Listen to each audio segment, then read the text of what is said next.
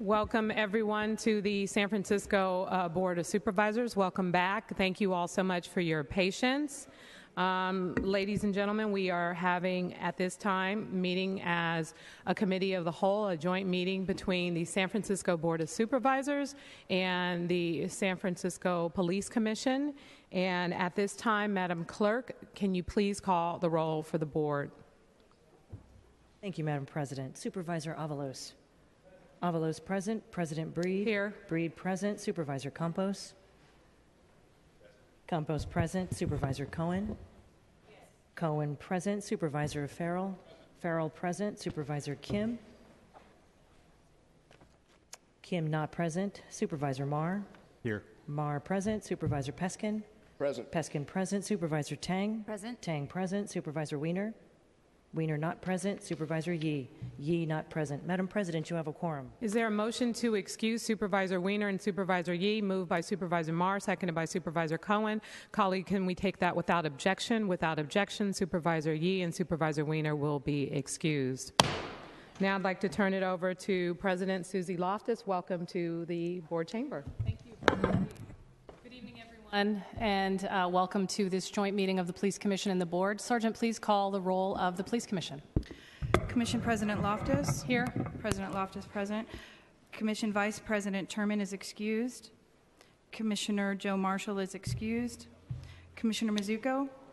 Commissioner Mizuko is present. Commissioner De Jesus. Commissioner De Jesus is present. Commissioner Wong is excused. Commissioner Malera. Present. Commissioner Malera is present. Commissioner Loftus, you have a quorum. Thank you, Sergeant. Thank you. And ladies and gentlemen, just for clarity, we will have general public comment at this time, and we will then go into our hearing, specifically on the number of reports, including the Blue Ribbon Panel report and other reports as referenced in the hearing. So if you'd like to make comments specifically related to the hearing, there will be an opportunity to do that as well. This is the time for general public comment. First speaker, please. Andrew Yip. World affairs have key focus on human civilization in progress. World economics does come to a stage of prosperity. Executive control in management put hundreds of business affairs in good order of development.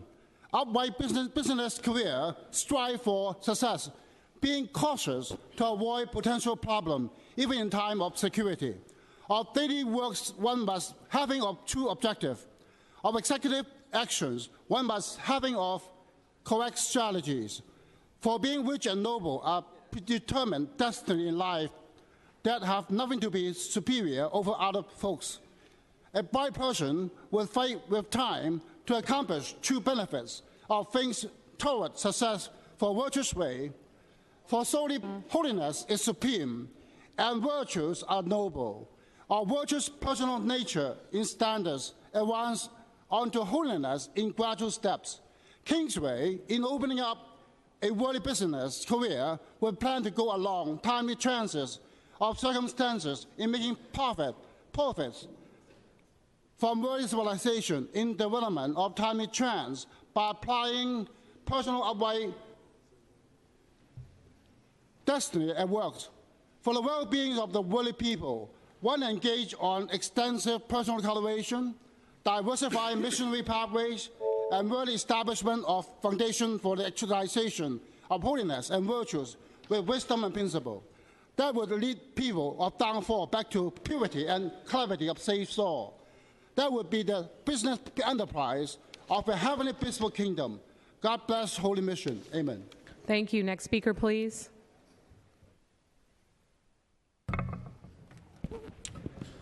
Thank you, President Breed and all the little ducks, lame and mobile. My name is Christopher Dahl, and I live at 6th and Howard, 10 blocks and less than 40 years from sea level. I rise to comment on racism. First, I wish you to take serious note that there is at least one white man who has tried to start a dialogue on racism, that man being my less than humble self. I've worn this shirt, my opening statement in that dialogue, while walking the sidewalks of San Francisco for at least 20 hours over the last few months. During that time, at least 200 people an hour have seen me wearing it. That's over 4,000 members of this smorgasbord of skin colors and costumes that make our beloved city and county what we want. And I've only noticed a few people actually taking a second look. In all that time, all those people passed the whitest human being they might ever see in their lifetime, wearing a T-shirt with two professional-looking black guys on it. In all that time, with all the uproar and pain involved with the subject of American-style racism, no one saw a contradiction, no one had a comment, no one had a question. No one. No white person, no Asians, no black person, no Hispanics, not one question. So members, take serious note. No one really wants to have a dialogue about race. No one. No Asian Americans, no African Americans, no Hispanic Americans, and no other European Americans. And that is our American tragedy. Thank you. Thank you. Next speaker, please.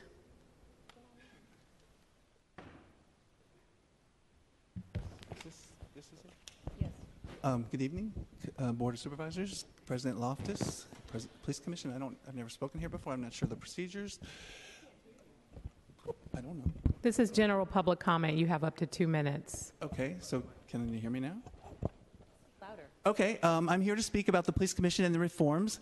A couple things. When you, Board of Supervisors, this is for you. When you appoint a new commissioner to replace Commissioner Huang, please pick someone with a smidgen of integrity and who's not out for political gain for themselves, please. We'd like a commissioner on the Police Commission who wants to reform the police department, not get their own career on the fast track, if you will. And we all know about his past experiences with corruption, so let's not talk about Commissioner Wang anymore. The judiciary's loss is the Police Commission's gain. Secondly, I can't think of what my second point was. On the Police Commission that we currently have, I just want to props out to the President Loftus and to Commissioner Mallara. I don't know if she's here, but since those two joined the commission a couple years ago, they finally have gotten moving on the reforms that we've been waiting for years and years and years in this city, and it only took a civil grand jury report, a DOJ investigation, 4 officers convicted and federal court and sent to prison. I'm probably leaving out some of the other transgressions. It only took all of that to finally get them moving on the reforms that have been waiting for years and years and years. Finally, I want to send props out to Supervisor Kim, who's not here, for her editorial for the 4 supervisors. Even though I'm no progressive, I appreciate what you did to try to push Greg Sir out of this police department. He was the head of the corrupt snake. And so I want to thank you for what you have done and I want to thank Supervisor Peskin, who's the grown adult in the room, who's finally brought some adult supervision to all group departments. Thank you very much for you. Thank you. Next speaker, please. Good evening, supervisors and commissioners. My name is David Carlos Oliveri, and I'm with the San Franciscans for Police Accountability. I'd first of all like to hand this out to the supervisors. I unfortunately don't have enough copies. On November 10th, I published an op-ed in the Examiner on the POA, arguing that their days are numbered as a reactionary bullying force for the status quo. A week after the Trump quake, I'm not so sure. SF currently has a federal partner for transformative reform, but if Giuliani or another one of the troglodytes becomes the Attorney General, Obama's 21st century policing program and the COPS program upon which San Francisco is relying may soon disappear. POAs across the country may feel emboldened and may try to stall on transformative reform. So how are we going to carry on in San Francisco? How will we reform SFPA without a federal partner? Sir, I'm pausing your time. This is about general public comment. Okay. After general public comment, we're going to go to the actual hearing where we will reopen public comment specifically on these items. Okay. Okay. Let me just say that behind me there are other members of SFPA who will be putting a narrative in front of you. Thank you. Thank you. Next speaker, please. We'll go to the next speaker. We'll get you some help. Just Yeah. a second. Next speaker, please. Come on up and we'll Ma'am? Ma'am in the green shirt? Anyone else with general public comment, please come forward. If you're not ready, just step to the side.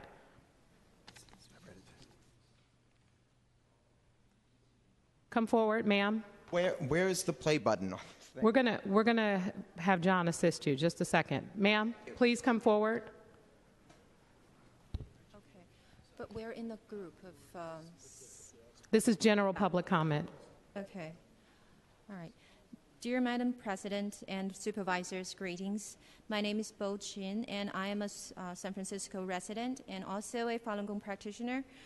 Responding to the board's recommendations to the name Central Subway's Chinatown Station after Rosepack, many of us came to this meeting to help you learn about the other side of Rosepack, how she discriminated against Falun Gong on behalf of the Chinese government here in San Francisco.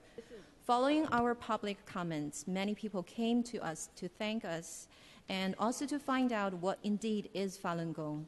Some inquiry came from supervisors yourselves, so we feel obligated to let you know the answer in the most direct and personal way. Falun Gong is deeply rooted in Chinese history and culture. It comprises of 5 sets of exercises. One of them is sitting meditation. However, the effectiveness of this practice doesn't just lie in the physical movement. It has to do with its principles of these exercises, which can be summarized in 3 simple words: truth, compassion, and tolerance. One may wonder, who practices this exercise? Old people? Sick people? Actually, not quite so. As a matter of fact, practitioners come from all walks of life. There's no pattern in what type of people practice this. Whoever echoes to and embrace the principles of truth, compassion, and tolerance could become a practitioner. And thank you. Thank you. So are you ready or you need more time? We're going to let the other group finish contiguously and then go after them. Next speaker, please. Thank you, Madam President, supervisors, and law enforcement officers. Thank you for the chance to make a public comment tonight. My name is Chris Kitsey. I've been a Tiburon resident and have maintained a San Francisco office for the past 20 years, most recently in Chinatown. I've been involved with a number of high-tech companies, including one that went public here in San Francisco. I spoke to you before on the topic of naming the Chinatown subway station. Today, I'd like to answer the questions you might have about being having Falun Gong and what it is about, so you can better understand the people who are commenting on this topic. I first met Falun Gong practitioners in New York while they were on business over 10 years ago. I saw the exercises. I was touched by the way they conducted themselves with grace and compassion in the face of a vicious persecution. They inspired me to begin the practice. That's why I started doing the practice. There's no money involved. It's completely free, and I knew it was a very good practice. I could tell from the kind of compassion those people had, that's the kind of person I wanted to become. People of all races in nearly every country practice Falun Gong. I have personally benefited a lot from practicing Falun Gong. At one point, my wife and I had separated, but after taking up Falun Gong, our marriage is very strong. 5 years ago, she had her cancerous thyroid removed, and she told me I need to change my life. So she read John Falun, which is the book that we read. It means turning the law wheel, and started practicing. When going in for a follow-up exam, the doctor was shocked that all traces of the cancer were gone and she didn't need any more treatment. This was all thanks to Falun Gong. It's definitely changed all of our lives for the better. I hope everyone today gets a chance to learn more about Falun Gong meditation. Thank you, everyone. Thank you, sir. Next speaker, please. Good afternoon. Good afternoon, Madam President, and congratulations on your win. My name is Felicia Jones, and I'm with SEIU 1021, and I would just like to applaud the Board of Supervisors today on upholding the appeal. And then I also want to applaud Supervisor Cohen for indicating and making an amendment to look at the total impact of development, and specifically in hiring with the trades here in San Francisco. Ma'am, I'm pausing your time. That appeal is not eligible to be spoken about at this public comment session. That had its public comment satisfied. Oh, I thought this was kind of general. This is general, so keep your comments more general and just don't mention the appeal. Oh, don't mention the appeal. Yeah. Okay, so let's mention the trade unions here in San Francisco, that they do not hire minorities. They do not have sufficient Black and Latino workers going through their apprenticeship programs. And for them to come up here and say, oh, because we're trying to get something for $1 million corporation to come into a Latino area and say, oh, we're going to put Latinos to work, I mean, that is really disheartening. And I hope the board looks at these things when you begin to look at the total impact of how the hiring processes are of minorities here in San Francisco, that we're not getting jobs here in San Francisco.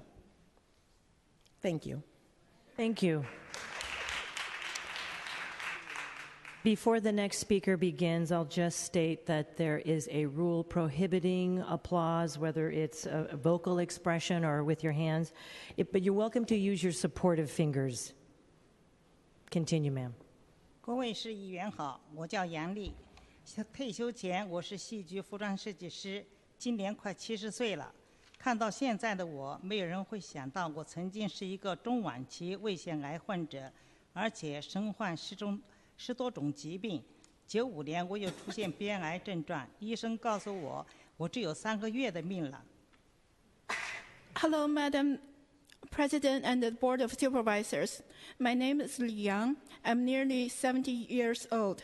Seeing me today, you would never guess I was a late-stage stomach cancer patient with a slew of other illnesses.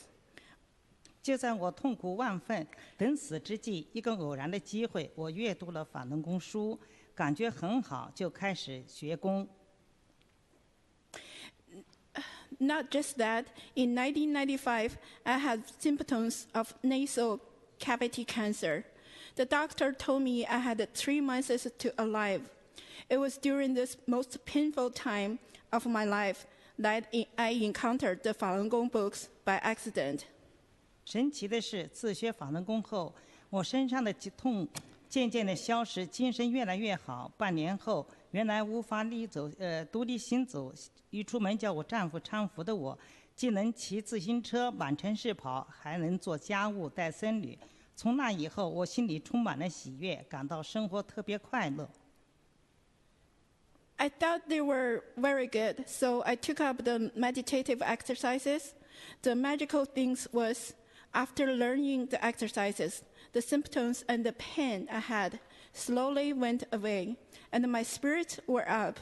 A mere 6 months later, I changed from being unable to walk on my own and needing my husband to support me, to being able to ride a bicycle, do all the housework, and take care of my granddaughter. 我因修炼法轮功而获得新生，可是中共开始迫害法轮功后，我4次被抓去迫害，并胁迫放弃修炼，那不是等于要我回到死路上去吗？因此，我来到了美国。From then on, my heart was filled with happiness. I was so happy to alive. I was able to have a new life after practicing Falun Gong. However, the Chinese Communist Party began to persecuting Falun Gong. I was arrested 4 times and forced to denounce my faith and stop practicing. Isn't that asking me to die? That was the reason I came to America. 现在我修炼法轮功已20多年了，来美也快5年了，身体一直很健康。我想告诉大家的是，法轮功能使人身心受益。我希望你们不要被中共的谎言欺骗，走进法轮功，了解法轮功。谢谢大家。Now I have practiced Falun Gong for over 20 years. I have been in the United States for over 5 years. My body has been very healthy. I want to tell everyone that Falun Gong can benefit the mind and body, and I hope that you will not be deceived by the Chinese Communist Party's lies. I hope that you all can each personally get to know Falun Gong. Thank you.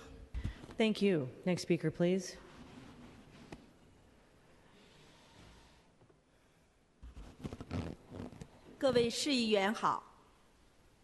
Hello, Madam President and the Board of Supervisors. 我叫张红，曾经是护士长，是一名气功爱好者，来美国20多年了。97年，我认识法轮功，并被博大的精深的内涵所折服了，而开始修炼。神奇的是，修炼法轮功后，肾静脉曲张、全身黏膜性萎缩等9种病不治而愈。My name is Hong Zhang. I used to be a head nurse, very enthused with Qigong. I came to the United States 20 years ago. In 1997, I learned about Falun Gong and was very impressed by its broad and profound teachings. After I began practicing Falun Gong, the 9 chronic illnesses such as pulmonary fibrosis, varicose veins, systemic mucosal atrophy that ailed me magically disappeared. 现在不但我能抚养自己的妈妈，07年我又把我高龄公公婆婆接到美国来照顾，与3位老人住在一起并不容易。但是我一直要求自己按照真善忍的原则处事，遇到矛盾或麻烦就忍，并以真心对待老人，全心关心和照顾他们，处处为老人着想。他们也都感受到了，也看到法轮功叫人做好人的美好。Now I not only take care of my own mother, but I have also been taking care of my parents-in-law since 2007, who are now nearly 80 years old. It's not easy to live together with 3 elders, but I always follow the standards of truthfulness, compassion, tolerance, and always put them first. They could feel my dedication and saw me in Falun Gong, teaching people to be good. 现在我们相处融洽，他们非常支持我修炼法轮功，及去参加各种活动，去告诉人们法轮功是真相。因为中共迫害法轮功，并把迫害政策延伸到旧金山，所以我希望各位议员不要屈服中领馆的压力与利益的诱惑，支持和维护旧金山人和法轮功学员的权利。谢谢。Nowadays, we get along well, and they really support my practice of Falun Gong and my participation in various activities to let people know about the truth of Falun Gong. The Chinese Communist Party persecutes Falun Gong and has extended its arm to San Francisco.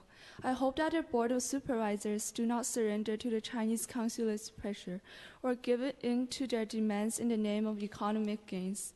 I hope you will continue to support and uphold San Franciscans, including Falun Gong practitioners' rights. Thank you. Thank you. Thank you. Next speaker, please.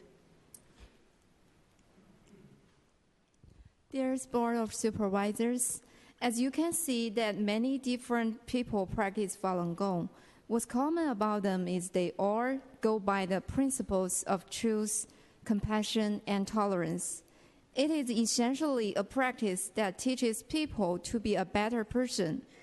After being rejected for more than 10 years, we recently applied to join the Chinese New Year Parade to be held next February again. The organizer, the Chinese Chamber of Commerce, will decide on our application. Just 2 days ago, on Sunday, we took part in the Veterans Day Parade in San Francisco. Falun Gong's Tango Marching Band was highly welcomed by the organizers. This is what Mr. Wallace Levin, the Grand Marshal and the organizer of the parade, said to our band.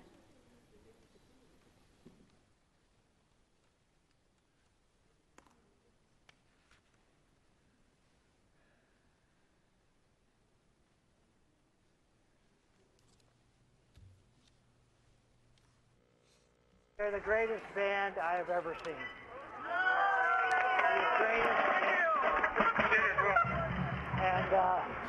And you know, you may not be welcome some places, but you're welcome here. I'd cry maybe if I'm so grateful to you. Beautiful instruments, your music is beautiful. You're 1,000%, not 100%, you're 1,000%. You should be proud to be part of this organization and the culture that you support. And I thank you all. 舉辦呢個 play， 但係呢啲唐人，我哋啲唐人。This is typical of what we heard when we attend many, many prays in these countries. People welcome Thank us you, ma'am. and appreciate us. Thank you. Thank you. Next speaker, please. Sorry for any delay in getting this set up. We'll take the next speaker, and then when you're ready, we'll... We're good. Okay.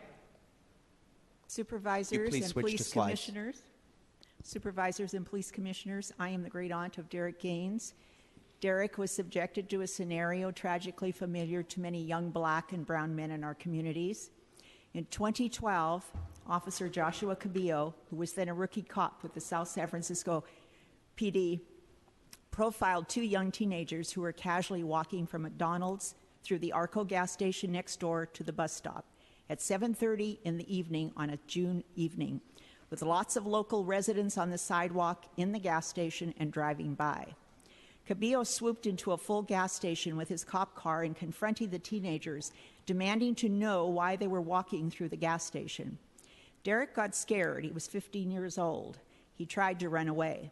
Officer Cabillo needlessly escalated a situation which resulted in an execution of Derek, an execution that took 49 seconds from start to finish. Of course, the DA backed up this cop's conduct. Officer Joshua Cabillo, no accountability, no consequences for taking a young teenager's life. The young 14-year-old who was with Derek that evening has since been totally derailed in his life by the experience that night with Officer Cabillo. Although DA Wagstaff of San Mateo County upheld Cabillo's conduct, the family received a sizable settlement in a civil suit. What does that tell you? Thank you. Next speaker, please. This is a continuation. Before Dolores' nephew was killed, Cop Cabillo was already on the radar as a thuggish, disrespectful, bully-type cop. Without being on probation, a South San Francisco man claims, police detained him in his home while performing a probation search that wrecked his house. Valuables were taken, and he was subjected to arrest and a 5-day stint in jail, when in fact, he was not on probation according to a lawsuit filed. Who was the defendant? Cabillo. One South San Francisco high school student said the following about Cop Cabillo. He worked for a South San Francisco Police Department and would tell my friends, "I'm going to kill you one day, watch." My freshman year, I was called in the office because the school accused me of selling weed. Cabillo goes to South San Francisco High School to investigate. He takes me in a room and gets in my face. It's just me and him in the room. I hate the kids in your side of the city. I was raised in the east side of South City. He then says, "I'm going to arrest you, bitch ass, one effing day." He got mad because he had nothing on me and they couldn't find anything on me. I was 15 at the time. What is clear is that Officer Cabillo's abusive tendencies have been so far too regular to escape the notice of the community, and thus could not have possibly escaped the notice of the South San Francisco Police Department or the San Francisco Police Department. Thank you. Next speaker, please. Put the visuals back on.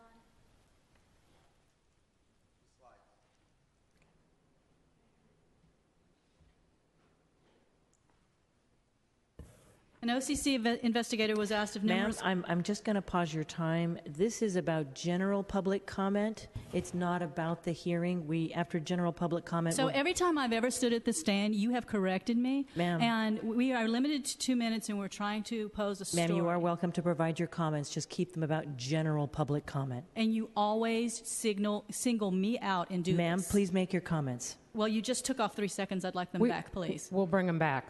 Thank you. An OCC investigator was asked if numerous complaints against an officer emerged to look at a pattern of abuse. The response was, no, that would not be fair. It is a review of the way they did their job in this one incident.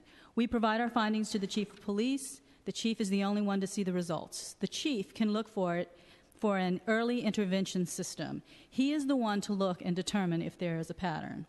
The following are some additional comments made by youth and others on social media comments about two officers, Joshua Cabillo and Anthony Montoya, also known as Tony Montoya. Montoya is the VP of the Police Officers Association. On February 1st, 2016, Officer Cabillo, SFPD, got physical with protesters at Saturday's standoff blocks away from the heavily guarded Super Bowl city. He was notably the only officer with an overused, splintered baton. This cop and his partner, Sergeant Montoya, both have a reputation for being violent with Mission District youth. You can just ask around. July 27, 2016. Cabillo with Sergeant Montoya were at the Bayview station after a peaceful march to honor Jessica Nelson Williams. A reporter from 48 Hills inquired why they were there since they're from the Mission District. Derek Gaines' name was chalked with Cabillo named as his killer. Later, that reporter posted, "Crowd dispersed, but Officer Cabillo chuffed his name was written down on the sidewalk. Joked about being famous." Thank you. Thank you. Next speaker, please. Maria is a woman who works with Credison.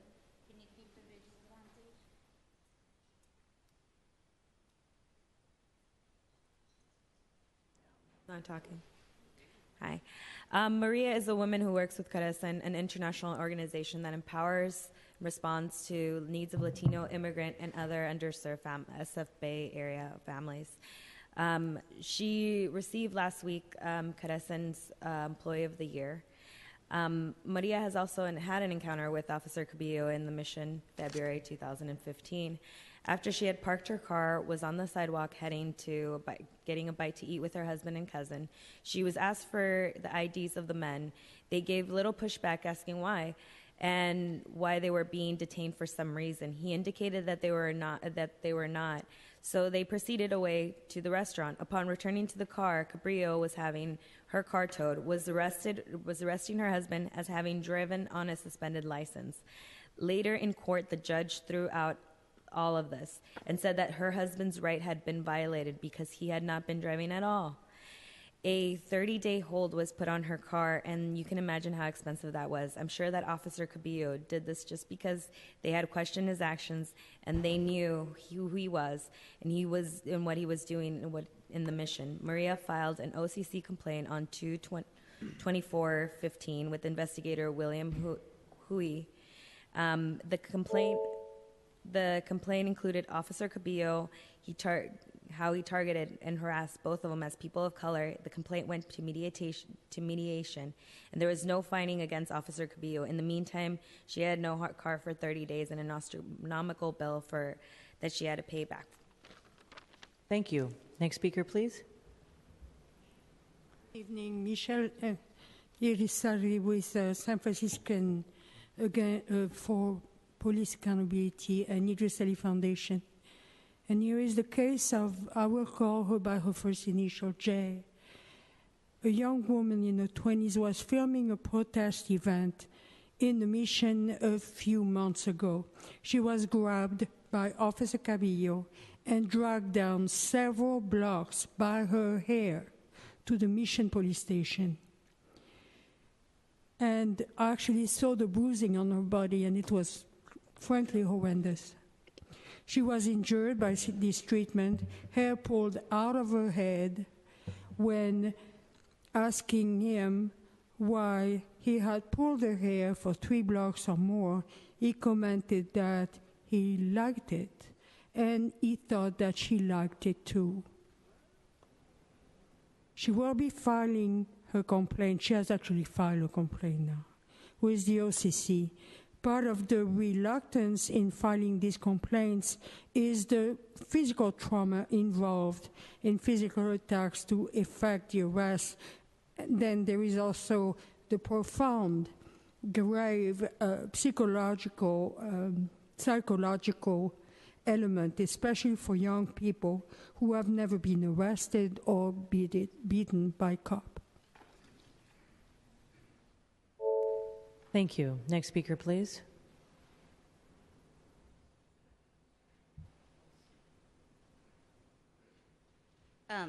Dear Supervisors, I was here when I co-owned Gimme Shoes and worked on the formula retail legislation.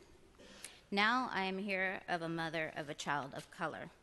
My son is a victim of police brutality, which has unique psychological effects similar to those of a victim of rape. I will not say his name in public for that reason. To process the trauma, he did this painting of the view from our window and wrote this statement for the ACLU, which represented him versus the SFPD. The officers who assaulted me were unprofessional, and their behavior was downright malicious. Not all police officers do terrible things, but the ones who assaulted me unfortunately cast an ugly shadow on the rest of the SFPD whom they share the uniform with. The experience I endured at the hands of these officers on the scene that evening was dehumanizing and permanently scarred me in multiple ways. I was violently beaten and forced to stay up all night in jail with no explanation. I had to wait hours to call my family. This incident affected my physical well-being, my mental well-being, and my work. Sadly, this is not the first incident of these same individuals harassing and terrorizing innocent citizens in the community. I am very disappointed with the reprehensible actions of these officers who are supposed to be protecting the community, ironically from the same type of criminal behavior they themselves engage in. The people whose job it is to enforce the law fairly with no bias should not be immune to it, and therefore these officers who assaulted my son should be held accountable. Thank you, and I'd just like to let folks know we do this at the Commission, but we do have a senior investigator from the Office of Citizen Complaints. Can you identify yourself in the audience? So if there are any specific allegations of police misconduct, you can follow up directly with that representative. Thank you. Okay, can you put the slideshow back now? Yeah. After Montoya beat Leigh's son in a psychopathic manner, Leigh's son asked why he was being arrested. Montoya replied, "Because you are wearing those pants." The community is aware of these officers. We know numerous OCC complaints, thank you for mentioning that, have already been filed against Officer Cabillo. Are civil suits taken into account? What is done to discipline officers? How do you even spot patterns in paper logs like the following? Since Leigh's son's civil suit, Officer Giselle Takoff, an alumni of St. Ignatius, has been promoted to Public Information Officer. Officer Cabillo and Sergeant Montoya have still been terrorizing Mission youth. What will the Police Commission and the Chief do to hold police officers in violation accountable? I'd also like to say a little something about specifically hiring practices. The Police Officers' Bill of Rights in California virtually ensures that this kind of pattern of abuse is legally protected for the officers so that their superior commanders cannot actually discipline them. One of the few points where they could have stopped Cabillo in this whole story was when he was hired into San Francisco Police Department, where they can impose a much higher standard. In particular, because the officer records involve so much exoneration and are scrubbed clean by this process, they're completely useless in a lot of ways. And I would encourage the department to consider looking at community reports and less reliable forms of information because they've been legally prevented from keeping records which are accurate about their officers' actions. Thank you. Next speaker, please. The last time I was here, I made a mistake and said that Christ rode the donkey into Jerusalem on a Sabbath year. That was incorrect. It was actually on the fourth year of the 7-year cycle. But I'd like to talk to you today about something more important than anything else, and that is Judgment Day, Doomsday. And I really believe the Doomsday clock has been moved to 59 minutes. And I can't say for sure when Christ will return, but I do know that the only prophecy in the Bible that told us when he would come the first time was based in Daniel chapter 9, where we're told that there would be 70 weeks of years, which each one of these 7-year cycles ended in a Sabbath year, and we are presently still in the Sabbath year. It did not end on Rosh Hashanah. We're still in it. And so my question is are you saved? I mean, really, if Jesus is coming back on the last day of the Sabbath year, and if that is December 1st, we have like 2 weeks to go, okay? I know it sounds crazy, but, you know, I mean, this is the biggest event of all of all history if this is Judgment Day.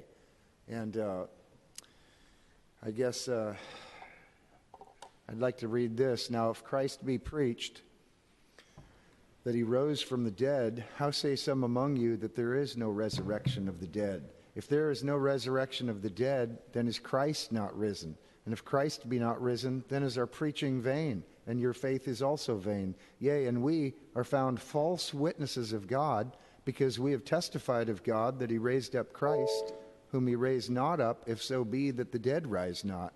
For if the dead rise not, then is not Christ raised. And if Christ be not raised, your faith is vain. Ye are yet in your sins. Then they also which are fallen asleep in Christ are perished.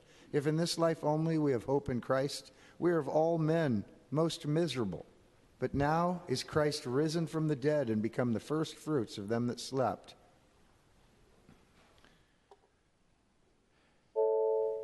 Thank you. Next speaker, please.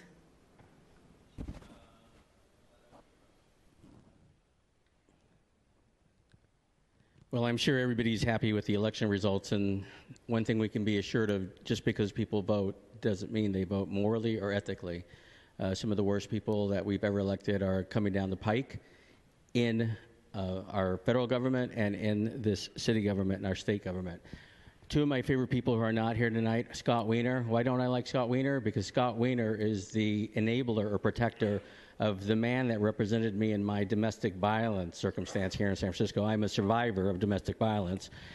SFPD was very effective, but not 100% effective. So I had to have an attorney to file protective orders and then constant violations of the stay-away orders. It was costly, it was difficult, and my attorney on my domestic violence incident in San Francisco, where I had to be relocated, turned out to get beaten himself in a domestic violence disturbance by a police commissioner, Julius Turdman. I don't know how to say his name, but that's what I think of him.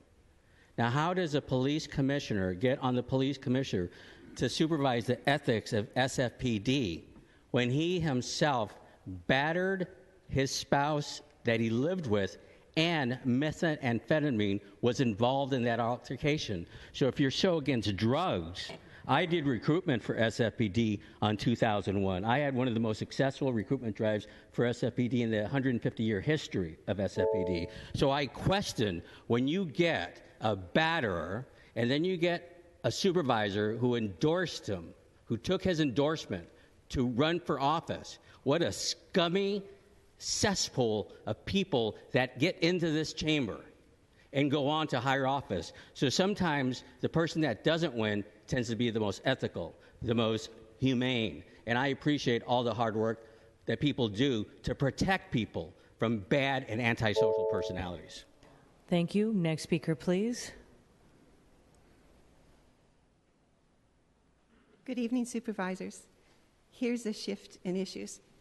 Falun Gong is deeply rooted in Chinese culture and promotes only good values, and yet the Tianguo Celestial Marching Band has been excluded from the San Francisco Chinese New Year's Parade because it is associated with Falun Gong, associated with a teaching that promotes only good values. The band has been welcomed by hundreds of parades across the United States. The only parades that exclude it because of its connection to Falun Gong are San Francisco's Chinese New Year Parade and Japantown's Cherry Blossom Parade. And the only reason behind these two cases has been the blockage by the Chinese consulate in Rose Pack. How can our city, which stands out as being a sanctuary city, first among cities as a caring, human rights supporting city, follow this path of repressing goodness? The band is applying again to participate in the Chinese New Year Parade. At this point, the parade organizers face a new decision, and we shall see if they can free themselves from pressure from outside forces. If they make the wrong decision again, it will continue to be a dark mark on San Francisco. Supervisors, we are here to ask you to write a joint letter to the Chinese Chamber of Commerce and urge them to make a simple but very important decision. Keep the foreign government's interference out of our city's decision-making process and keep Falun Gong as part of our community. Give the Chamber the support that they need and help them do the right thing.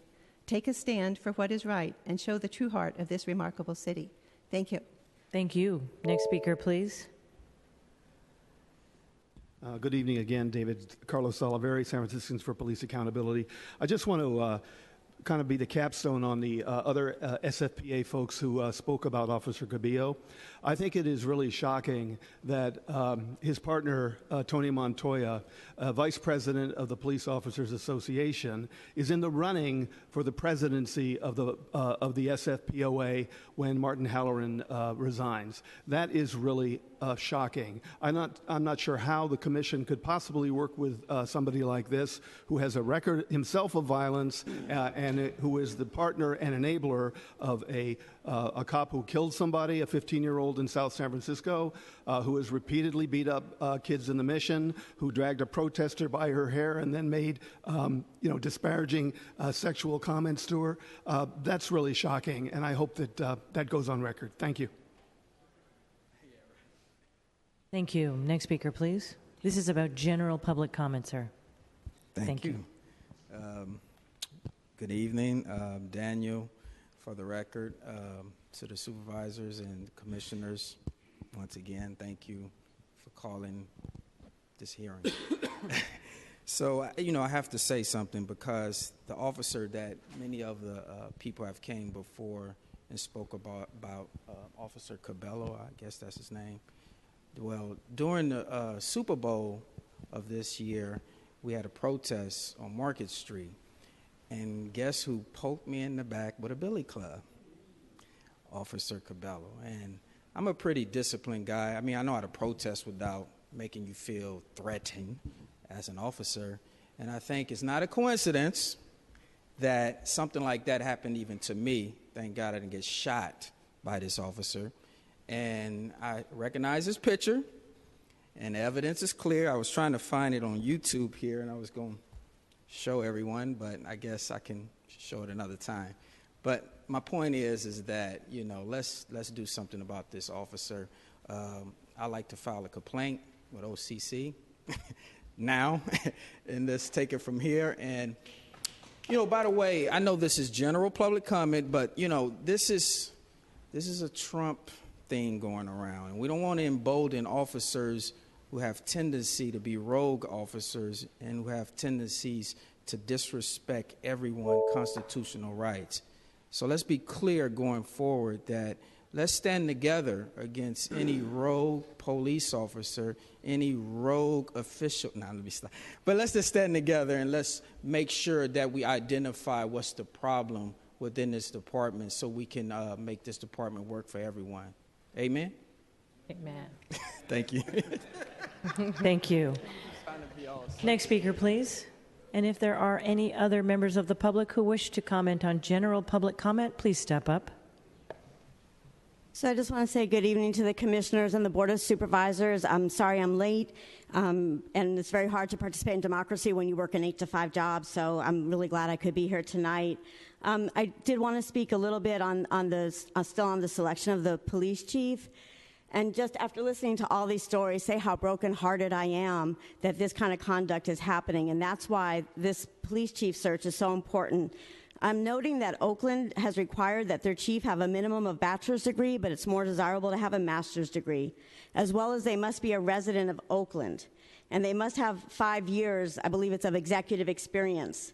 So I really hope that this police search and these recommendations has taken all of that into account. I think us being a sanctuary city, we need a police chief who's very, very well versed and very well trained, and hopefully with some experience in sanctuary city, because I can feel the attacks coming from the president-elect. And we need someone that we can really trust. And so I think as a citizen, we're also concerned about, we understand personnel matters and stuff, but we kind of want to know who these candidates are and the ones that have been whittled down to the last 3. And I would like to ask that the Board of Supervisors, if we as the public can't be part of this process, we would really appreciate if the Board of Supervisors, as our representatives, could be perhaps part of that selection process, go through the interviewing, and have some say and some input into the selection of the next police chief. But I really do want to emphasize how important I think it is that they reside in San Francisco and that they have the experience and the education that will match all the responsibility, and that the police accountability and the police brutality will be job one to take care of. So thank you for your time. Thank you. Next speaker, please.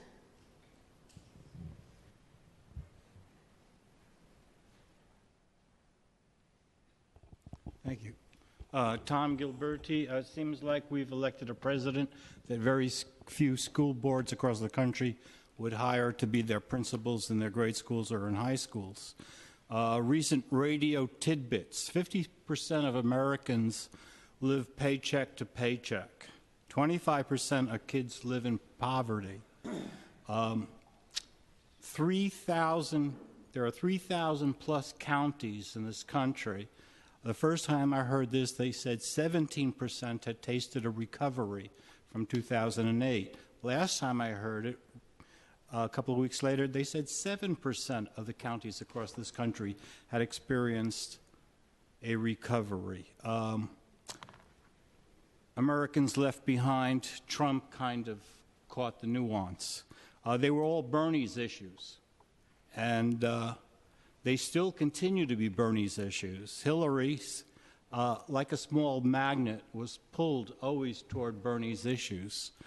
Maybe, and it takes a village, the elders in positions need to recognize who has got the hammer that strikes the nail the truest. And in that case, it was Bernie. Well, we didn't get that, and the Democratic Party missed an opportunity to lead this country because of the superdelegates, Debbie Wasserman. And so here we are. And in this session today, we've had profiteering and mixed with housing. We're having the police here, and it's, it's militarization that we need to back away from across our entire country. If I was black, I would say a problem would be racism, and the Falun Gong are looking for their freedom in our country. The answer is a healthy community. Thank you. Let's get there. Thank you. Next speaker, please. Felicia Jones, Wealth and Disparities in the Black Community, Justice for Mario Woods. And as we approach the 1-year anniversary of the tragic death of Mario Woods on December 2nd, one of the things Ms. Jones, I'm sorry, I have to cut you off because this is general public comment and you've already had an opportunity to speak. So we're opening up the hearing, so you'll have an opportunity to speak again at that time. Okay. Okay. Thank Sorry you, Madam about that. President. Is there any other members of the public who'd like to provide general public comment at this time? Seeing none, public comment is now closed. And Madam Clerk, can you please read the agenda item? Item 1 for the special joint committee meeting is a hearing that the Board of Supervisors has previously approved a motion for, File 161091, approved on October 18th to go into a committee of the whole for a hearing of the Board of Supervisors with the Police Commission, sitting as a committee of the whole for a public hearing on the findings and the recommendations of the Department of Justice Initial Assessment Report of the San Francisco Police Department, the President's Task Force on the 21st Century Policing, Civil Grand Jury, and a Blue Ribbon Panel on Transparency, Accountability, and Fairness in Law Enforcement. Thank you. And thank you, everyone, again, for being here for this hearing today. And I'd like to, Supervisor Cohen, as a sponsor of this joint meeting, I'd like to turn it over to you for opening remarks. Thank you, President Breed. I appreciate that. Good evening, everyone. Thank you for joining us. Thank you. I appreciate the police commissioners that are here with us. President Loftus, welcome back to the chambers. I have a few opening remarks, but first I kind of want to go over the program on what you can expect this evening. So we're going to have a few, we've already had opening remarks from President Breed and President Loftus. We will have short remarks from two groups of people. First, we will hear from the Mayor's Office, Ms. Diana Oliva Oroche, who's the Director of Violence Prevention Services for Mayor Ed Lee. And second, we will hear from Damaris Evans, who's Chair of the Racial Justice Committee. And finally, we will have a presentation from Interim Chief Tony Chaplin. I want to recognize a few people that are in the chamber with us today. I want to recognize Joyce Hicks, who is the executive director of the office formerly known as the Office of Citizens Complaint. It is now known as the Department of Police Accountability. I want to recognize Ms. Christine DeBerry, who is the Chief of Staff of District Attorney George Gascon. These ladies will not be making a presentation, but will be here available for questions should any arise. So I just want to, in keeping my comments very brief so we can get into the meat of this evening, I want to just again articulate my commitment to move the police reform in San Francisco forward. And the reason why I called this joint hearing between the Police Commission and the Board of Supervisors is because we've got some serious work to do, and I think it's important that we have transparency and, frankly, an all-hands-on-deck approach to solving some of the challenges. I want to also recognize a few more people. SFPD, thank you for joining us and for your service. I want to recognize many community leaders, community coalitions such as the Justice for Mario Woods, Felicia Jones, San Franciscans for Police Accountability. I want to also highlight Ms. Julie Tron and Yolanda Williams, who are also here with us. Julie Tron is with the San Francisco Bar Association Criminal Justice Integrity Unit. I want to recognize also Officers for Justice, yes, that exhausts my list of thank yous. So as a reminder, the Police Commission is the policy-making body that's most intimately involved with advancing many of the critical reforms. And it is my goal that by sitting together tonight as one united body, that we can both increase transparency and move quickly on these reforms. Now, last month, we held a hearing on the recommendations from the Blue Ribbon Panel. You may recall we were talking about 272 recommendations that were presented. And the board has also held hearings on the civil grand jury's report on timely investigations into officer-involved shootings. And needless to say, these have been very difficult but critical conversations to have amongst the policymakers in our city. And so that's exactly why I did some work with my staff to pass the data collection ordinance last year. And I really have been pleased to hear from several members of SFPD's leadership that the reporting has produced some eye-opening moments for them. So for many of our residents, trust in the department has been a long-standing issue. And we are taking steps to move beyond the fact-finding phase. We now have 5 separate reports that we can point to, which have collectively provided nearly 500 recommendations to improve our police department. So why are we doing all of this, you might ask? Well, I'm hopeful that with all this investigatory work and the actions that we will take to implement the recommendations, that we really might begin to start to gain some of the public's trust and confidence back. Because we received plenty of information about what improvements are needed to our police department in our last meeting, I really want to focus today on how the recommendations for change will be implemented, paying close attention to a timeline. I think it was Supervisor Campos in particular that mentioned in the last meeting that we need an aggressive timeline, and I'm in agreement with him. So to that end, again, the format for today's hearing will be as follows. First, we'll hear brief remarks from the Mayor's Office of Violence Prevention. Then we will hear from a representative from the Public Defender's Office, and we will hear in a presentation, an updated presentation from our Interim Chief, Tony Chaplin. There's a lot of information that we're going to need to cover here, so colleagues, in order for us to get through this, I would ask that we, to the greatest extent possible, ask that you hold your questions for the end of the presentation so that the presenter can get through, and then we can have just a question and answer session. Now, I'd like to bring up Ms. Deanna. Supervisor Cohen, before we bring up the representative from the mayor's office, I'd like to give Commissioner Loftus an opportunity to provide remarks. I'm sorry, I thought we did that already. Well, I said welcome, and that probably was enough in fairness. But I just want to say on behalf of the commission, the police commission, it's a tremendous honor to sit with the board today, to be in these chambers. It certainly elevates issues that many of us have been working on for years and are very committed to, but it gives the opportunity for so many community partners that work with the board and work with us separately to make sure that we're looking at these issues together and we're having one conversation. So I want to thank you, Supervisor Cohen, for your leadership, President Breed. I also want to take a moment to thank the commissioners who are here. I think someone said it's difficult to be in democracy when you work 8 to 5, just to highlight that all of the commissioners have jobs and families, and those who aren't here tonight, please know that it was because they weren't able to change their schedule, but they want to be here. This is something that this commission is very committed to.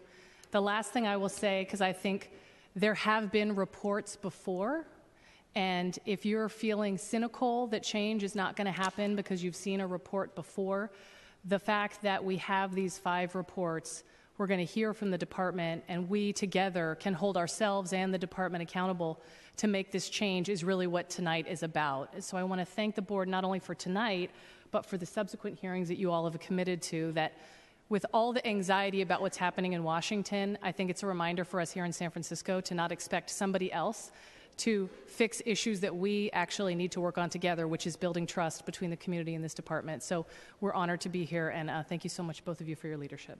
Thank you, Commissioner Loftus, and I'll turn it back over to you, Supervisor Cohen. Thank you. So what I'd like to do now at this time is welcome and open up the floor to Ms. Diana Oliva Oroche, who's the Director of Violence and Prevention, on behalf of Mayor Lee. So just as a reminder to the 2 ladies that are going to be speaking, to be succinct, thorough, but yet succinct. Yes. Thank you.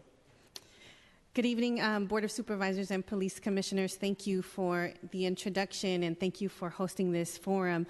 My name is Diana Oliva Roche. I work as the Director and Senior Advisor to Mayor Ed Lee. I'm joined with my colleagues here today who will also be joining me to answer questions towards the end if you need any questions answered in behalf of our office.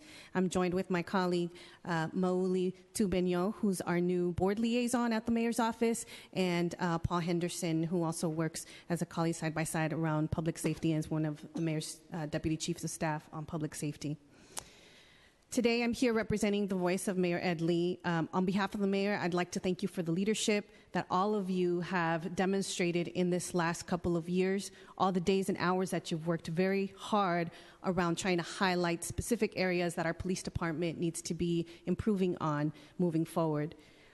We thank you for this hearing. It's a real demonstration about how San Francisco needs to continue shining the light around certain reports that we as an office take very seriously.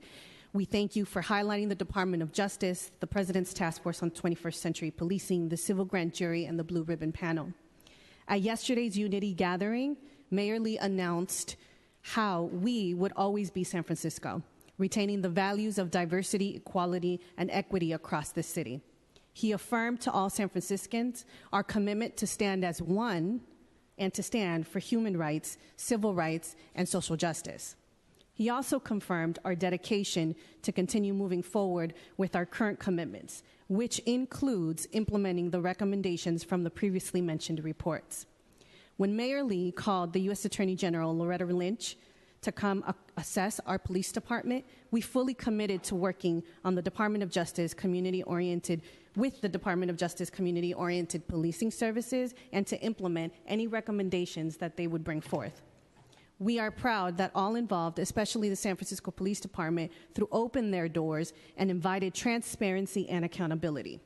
At the same time, the city worked with the Police Commission, San Francisco Police Department, Office of Citizens Complaints, members of the board, and most importantly, community key stakeholders to move forward with the areas to implement immediately the DOJ process and to assess and progress on some of the police reforms that were needed. This included key highlights, key policy recommendations that demonstrated our leadership here or what we needed to move forward with in San Francisco. I'd like to highlight one of the major outcomes that we saw were a $20 million investment to integrate numerous amounts of trainings on equipment and to also improve the cultural sensitivity in the police department.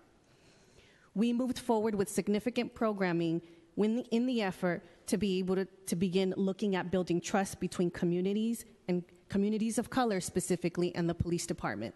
After 6 months of working with the DOJ COPS staff, their staff worked diligently, tirelessly to complete interviews, data analysis, and public meetings, and they released a comprehensive assessment, one of the most comprehensive assessments of any police department in this nation. Yes, they found deficiencies, but they also found a police department that was willing to create change. The COPS office found a department that was committed to make the changes that were needed to begin building community trust here in San Francisco. The result was 94 findings, 272 recommendations in the areas of use of force, bias, community policing, accountability, and recruitment, hiring, and personnel practices.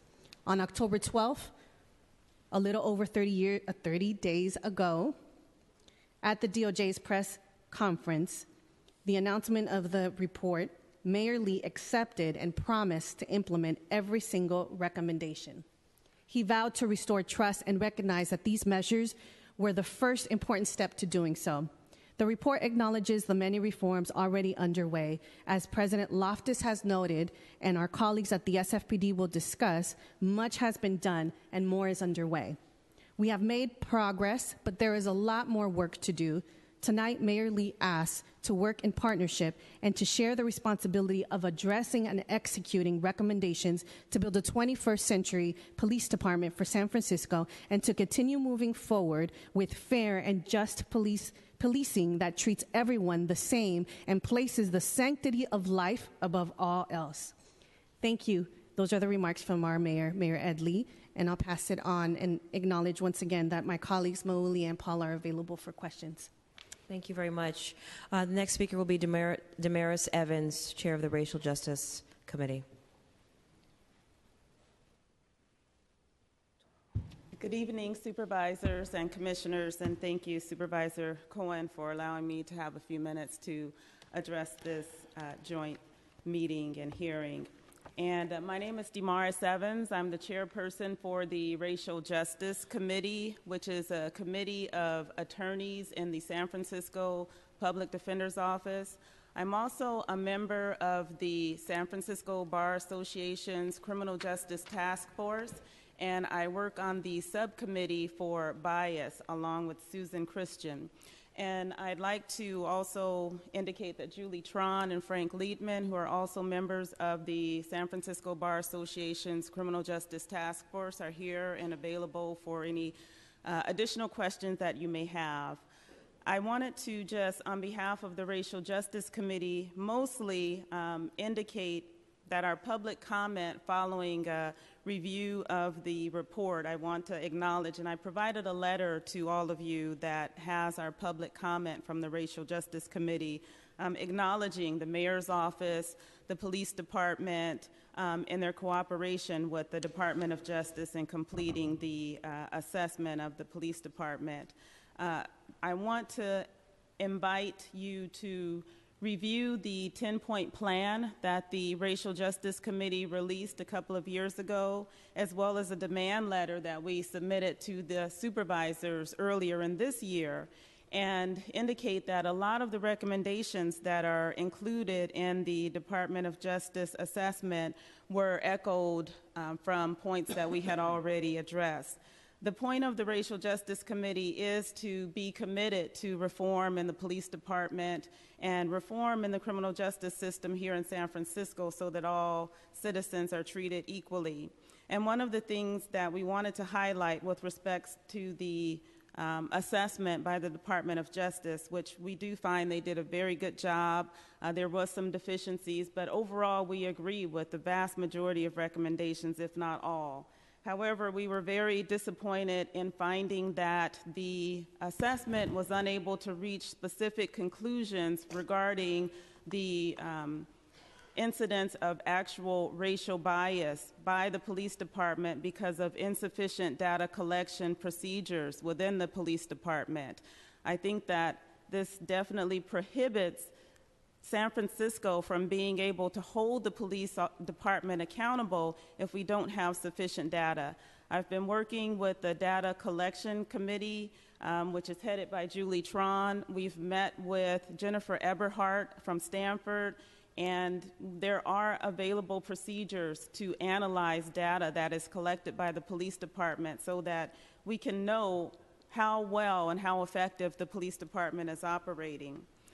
I want to emphasize that just because we have a new president doesn't mean that 21st century policing principles are no longer applied. And I think that San Francisco, instead of being a follower, instead of not having the technology and the tools and equipment available to be one of the leaders and role models in the policing industry, that San Francisco should be a beacon of light. San Francisco should be a leader in policing, in 21st century policing. And I do want to acknowledge the police department for its efforts, and as I indicated in the letter that I submitted, I'd like to make a distinction between the efforts of the police department and the Police Officers Association. And I would like to have the Police Officers Association held accountable for some of the divisive rhetoric that's included in some of its writings and literature and other social media. I think that the police department is really making an effort to move forward, to be a leader in the industry and to address issues of racial bias that are noted by the community. There has been a division in the community in determining whether or not the police department is providing fair and unbiased policing. And I think that despite the police department's efforts, the Police Officers Association is hampering that, whether it's conscious or unconscious. So I just want to finally indicate that despite the rest of the country being in turmoil right now and this being a time of great division, I want to echo the words of Michelle Obama when she said that when they go low, we go high, and that San Francisco can operate as a role model for the rest of the country in terms of fair and unbiased policing. There are tools to do this, and I think that reaching out to one of the most foremost researchers in the country in terms of data analysis and determining whether or not our police department is operating in the most effective and efficient manner, such as Jennifer Eberhardt, is something that would be a very strong tool in helping the community to feel like the San Francisco Police Department is really operating in a fair and unbiased manner.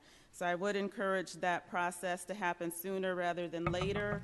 I believe that the data that is being collected now with respect to the body cameras and other data is not going to be of any use if we do not have tools in place to analyze that data and to see what it actually means in terms of policing. So I want to thank you again for allowing me to have these comments, and we will be available for any questions afterwards. Thank you very much. All right, Chief Chaplain, thank you for joining us this evening. Thank you for having me. Good evening, Presidents Breed and Loftus and members of the Board of Supervisors and Police Commission. Thank you for having myself and my command staff. It's important for us, the police department, to reassure those we serve, our residents, business community, commuters, and visitors, that we are committed to ensuring not only that we are providing excellent law enforcement services to keep our city safe, but doing so fairly and unbiased with an emphasis on courtesy, respect, and compassion. In the upcoming presentation by Captain Conley, you will see that San Francisco Police Department has been actively working on changing the way we police our city, beginning with the manner in which we respond to critical incidents, especially involving individuals who are in crisis. Although our reforms have been ongoing for several years, in late 2015 it became apparent that these changes needed to be more comprehensive in order to move the department forward more quickly, and more importantly, the focus had to have its roots in rebuilding the trust between the department and the community, and a central bond that has been impacted by several critical incidents. On January 21st of 2016, Mayor Lee requested the assistance of the U.S. Department of Justice to conduct a review of our policies, procedures, and training related to the use of force. The department was directed and was willing to work closely with the Office of Community Oriented Policing Services, or COPS, as part of the DOJ's collaborative review initiative.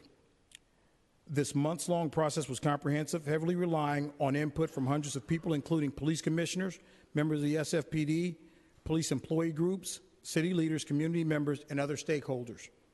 The Collaborative Review Initiative team had complete access to all information within the department and concentrated their review on 5 main areas, which Deanna covered, and I'll go over them again. The first was use of force. The second was bias. The third was community policing practices. The fourth was accountability. And the fifth was our recruitment, hiring, and personnel practices. The final report released on October 12th includes the 94 findings and 272 recommendations, all of which the department is committed to implementing. As with any major change, at times it may be difficult to pinpoint where to start, what the priorities may be, but this independent assessment readily has become our roadmap to reform. It is important to note that prior to the onset of the assessment, one of the first suggestions made by the Department of Justice team was that the department should establish a bureau dedicated to ensuring that accountability and transparency were a top priority, as well as tracking compliance with the findings and recommendations that may come from the review. The Professional Standards and Principal Policing Bureau was created in early February to oversee and facilitate the collaborative reform assessment process, as well as to coordinate the implementation of many of the recommendations offered by other operational reviews performed, including the civil grand jury reports on officer-involved shootings, the Blue Ribbon Panel on Transparency, Accountability, and Fairness in Law Enforcement, the Bar Association of San Francisco's report on technology and data collection, and the Office of Citizens Complaints recommendations from the President's Task Force on 21st Century Policing. I presented to this board on numerous occasions regarding the various reviews of the San Francisco Police Department, and I kept saying to this board that we're waiting for the final review because we're going to overlay them, and that's what's going to be in the presentation tonight, is an overlay of all of these different reviews of the San Francisco Police Department. In short, I wasn't stalling for time. The following information is intended to provide an overview of the strategic plan for the process that will be followed during the implementation phase of the DOJ's recommendations. I cannot stress enough that this strategic plan is comprehensive and was built to hold staff accountable for the completion of each assignment within the given time frame. Before I turn this over to Captain Michael Conley, I would also like again to thank you for your support and for inviting us here this evening. It gives the department another platform to inform the community of our efforts. We, the police department, are in full support of the words of Mayor Lee. San Francisco will continue to be a beacon of light, a city dedicated to progress. Thank you. And with that, I'll turn it over to Captain Michael Conley.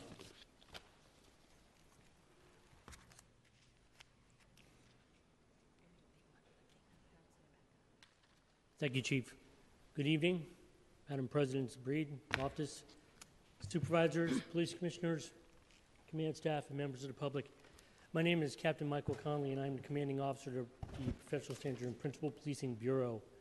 I took over this assignment in July, and we've been building systems since we started receiving the reports. And I'll move right into our agenda in the interest of time. I know you've been here for a long time today. I will be as brief as I can with this presentation, and I do ask that you hold questions to the end, the interest of brevity.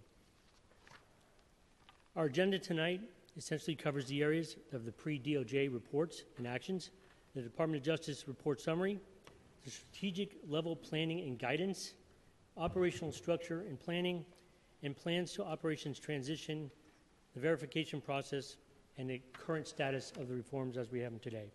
Slide. This slide that I have presented here, it bears mentioning that approximately 3 years ago, we saw a number of high-profile incidents across the nation. Thank you. We saw a number of high-profile incidents across the nation and here in San Francisco as well. These incidents serve to call into question in which the communities are policed by their police and how the police police their communities. With that, we started looking at use of force issues and bias issues and associated issues, and we started generating a significant amount of department bulletins. In 2014, we had 138 issued. In 2015, 172. And then in 2016, right now, we have 76. What these bulletins represent is policies that the previous administration and the mayor identified as needing to be improved, changed, re-engineered, developed, and all around a holistic approach at looking at the way San Francisco police here in the city. what the bulletins didn't cover were the gaps.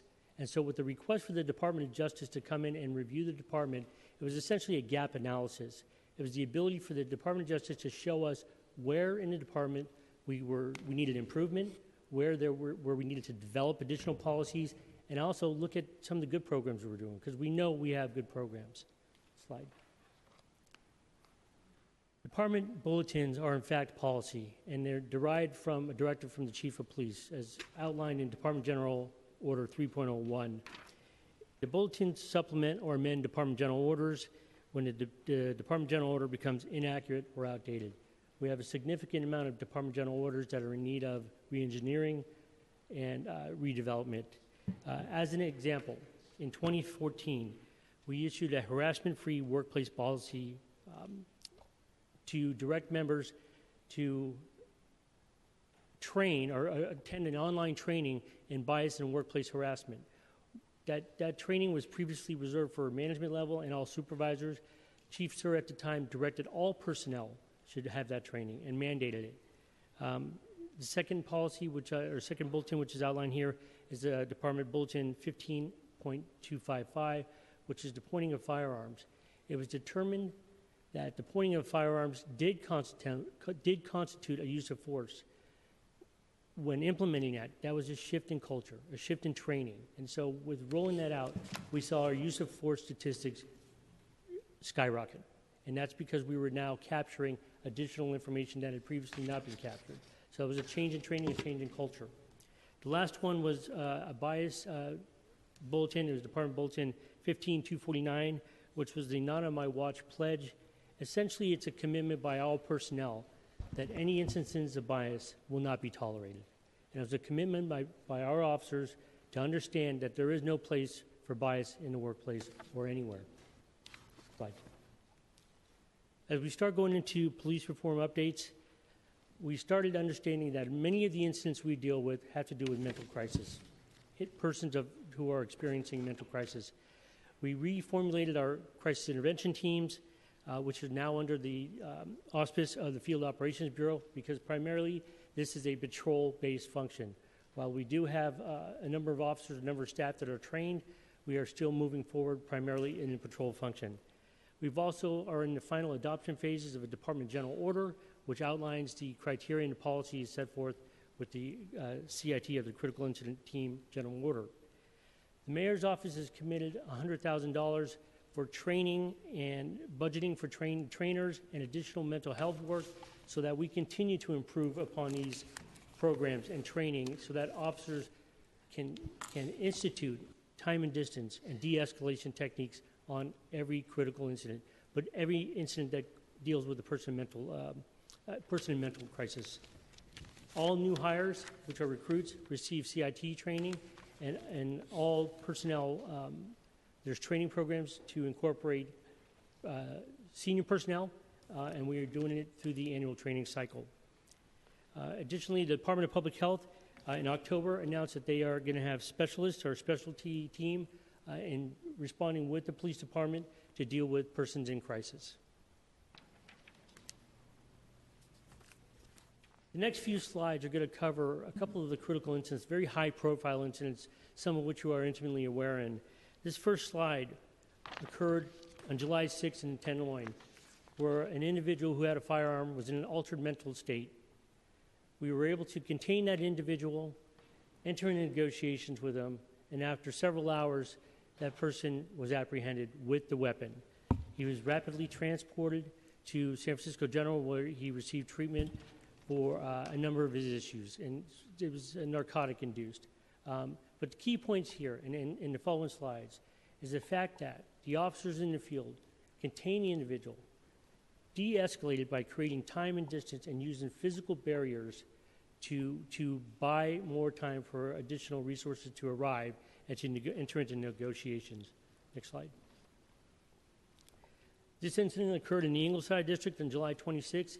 An individual had fired numerous rounds into his neighbor's home and backyard. Again, patrol units responding to this contained the situation, initiated CIT protocols, brought in hostage negotiators and special weapons and tactics. This individual, again, was taken in custody without the loss of life using de-escalation techniques, creating time and distance and physical barriers. Again, you'll notice this, there was 50 firearms seized in this particular case. The next case was the Bay Bridge incident that closed down a number of commuters from coming in early in the morning. An individual got into an altercation with a female. He had body slammed her and then fled the scene. California Highway Patrol located this individual on the Bay Bridge and attempted to take him into custody. It was not successful. They attempted to deploy tasers with negative results. We were able to contain him on the catwalk, at which time he produced a knife. Again, time, distance, and barriers. We were able to bring in hostage negotiators, and there was a successful resolution without the loss of life. Slide. Once again, you see a slide filled with firearms, 58 firearms here.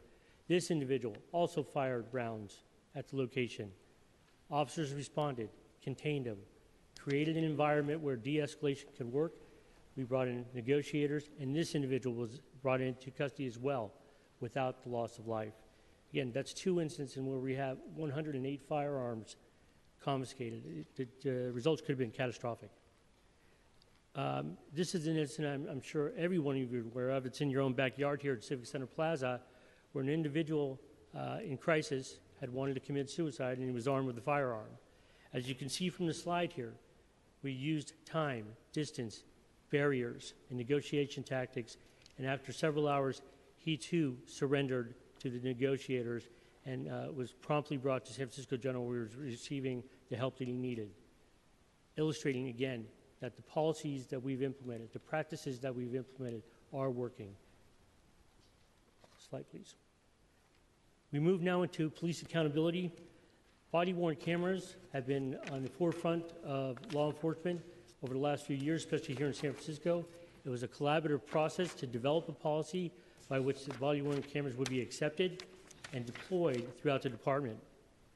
9 of the 10 district stations are fully outfitted. At the end of this week, by the end of this week, all 10 district stations will have fully deployed cameras for their personnel. Commencing in January 2017, support units, including special operations, will also be trained in these cameras and be issued these cameras. The San Francisco Police Department is one of only 67 major police departments in the nation that is deploying cameras. I think that's significant to note. A department of our size deploying to a full patrol force is significant. And as we move forward, we will be looking at that data and attempting to develop audit trails for those cameras. Again, continuing on with the use of force, department bulletins were issued earlier in the year, deploying extended range impact weapons, better known as beanbag guns, to ensure that all personnel in the field have access to them, whether they're in their car or through their partnerships with the units in the field to have the extended range impact weapons. The tactical division is exploring options right now with shields. These particular shields are more or less a crowd control shield, but the special weapons and tactics are looking at ballistic shields. These particular shields that you see here were used with the apprehension of a number of the individuals previously outlined in critical incidents. So we're developing new tactics. We're looking at best practices at other law enforcement agencies. And where we can't find those best practices, then we'll look at trying to develop them. Lastly, and again, going back to a culture shift in the department, our biannual firearms force option training and firearms training has been re-engineered to include and integrate time and distance and de-escalation techniques. This is reinforced in lesson plans, curriculum, and knowledge domains from California Peace Officers Standards. Slide.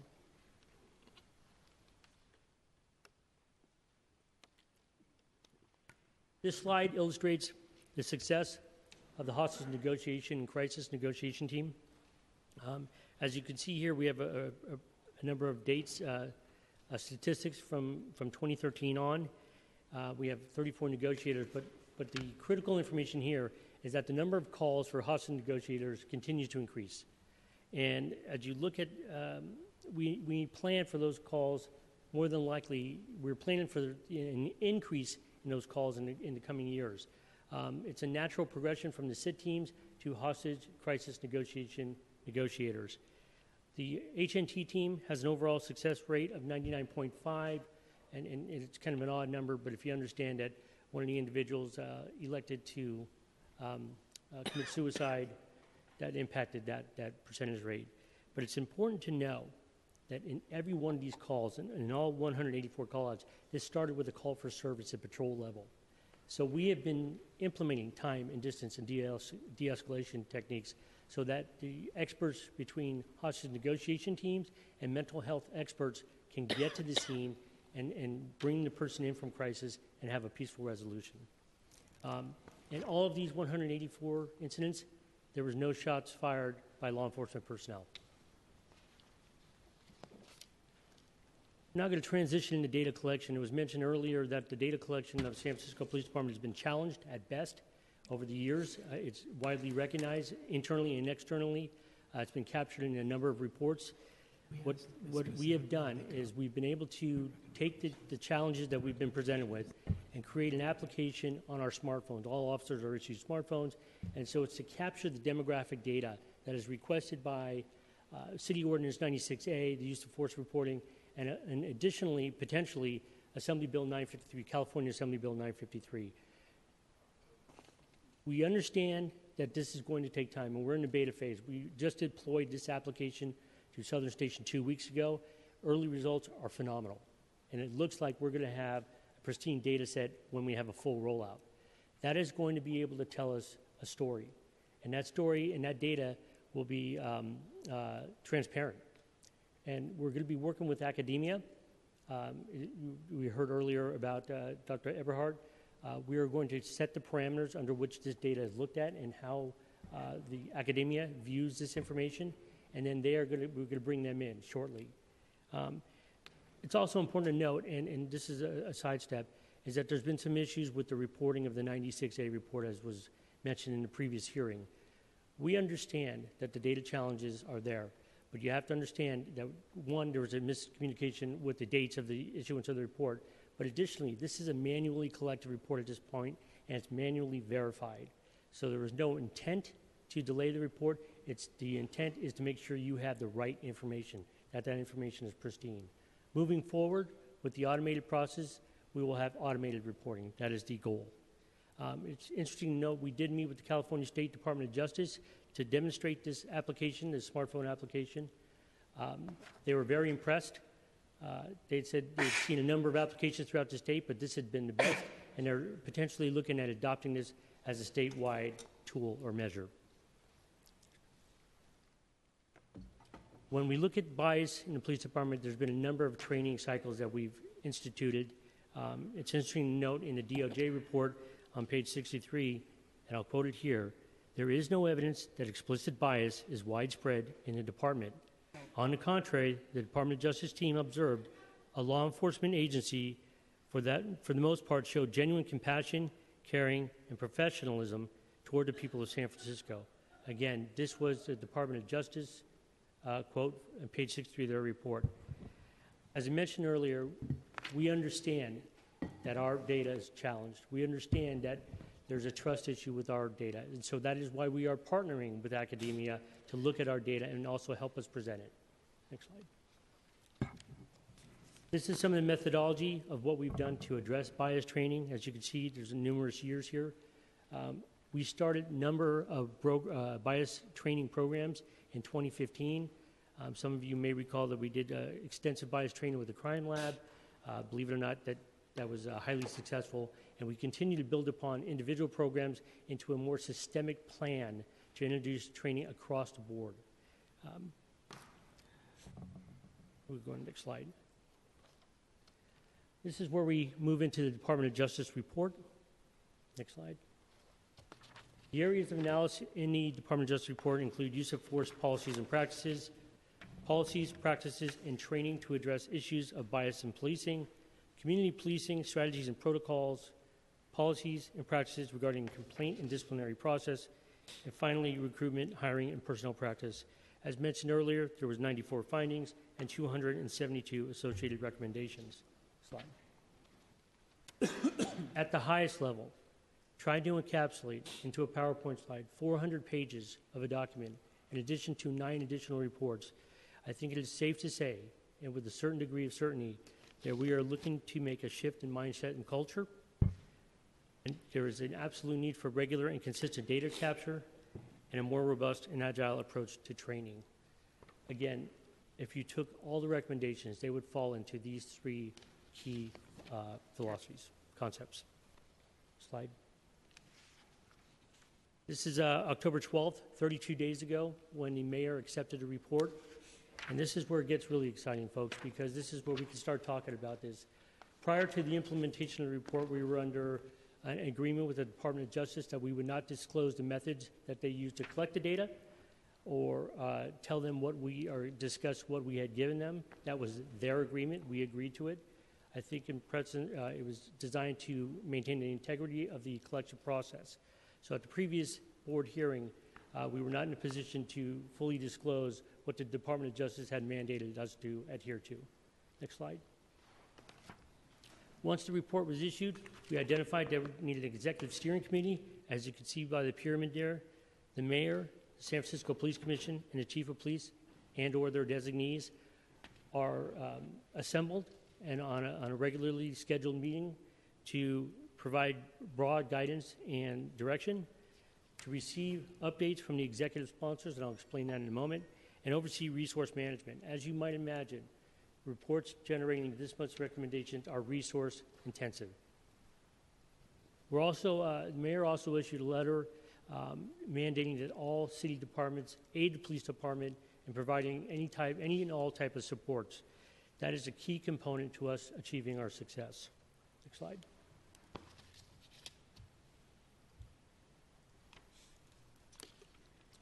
Once we received the Department of Justice report, we needed to look at how are we going to implement these reforms? How are we going to build out the processes and structures? So we went through a planning stage, a preparation phase, an execution, which means training and identifying how we're going to rank these systems, how we're going to deploy these recommendations to the various bureaus and the community stakeholders. And then again, assess. In-progress reports to the Professional Standards or Principal Policing Bureau to set the priorities and monitor the work. Slide. From that process, we were able to develop inputs, including, and this is key, we included all the reports previously issued. So we had the Department of Justice, the Blue Ribbon Panel, all of the civil grand jury reports, and the OCC, now called Department of Police Accountability, and the Bar Association of San Francisco. We also developed a guidance package. In addition to the guidance packets, the mayor and the chief both issued letters to city employees and department members mandating the reading and mandating support. From that, we took additional steps, continuous meetings, process development, and the outputs of that were what we call an initial integrated matrix. And that was, and you'll see that in the coming slide, and then the recommendation integration matrix. Next slide. The slide on the left is what we're calling the integrated matrix. This takes all 10 reports and their recommendations and integrates them into 5 categories. The 5 categories being the objectives identified by the Department of Justice. Whatever recommendations were not captured in the Department of Justice objectives, we created additional objective areas so that all recommendations could be captured in this matrix. On the slide on the right is our project management matrix, which essentially identifies the priority, which bureau it's assigned to, who's responsible, and what the reporting timeline would be. Next slide. Utilizing the 4-step process on the left, and it was seen differently on the Excel spreadsheet. These are the priority recommendations. As you see, there's 44 or 16% that were categorized as high priority. They are currently in progress. They were assigned to the executive sponsors approximately 10 days ago, and we hope to be hearing back with them in about 20 days to get a status update on where they are with those recommendations. We will continue to monitor progress and continue to issue recommendations until we have full compliance. Next slide. Again, I spoke a little bit earlier in the integrated matrix. We took all of these reports and we put them into the matrix. Essentially, you can see on that slide And when we compile all of the reports, there's 479 recommendations, as mentioned earlier. We are moving forward. We've already did a comparison, a line-by-line comparison on the reports to make sure that when they're in the integrated matrix, they have the same spirit, the same tone, the basic tenor of what those recommendations are calling for.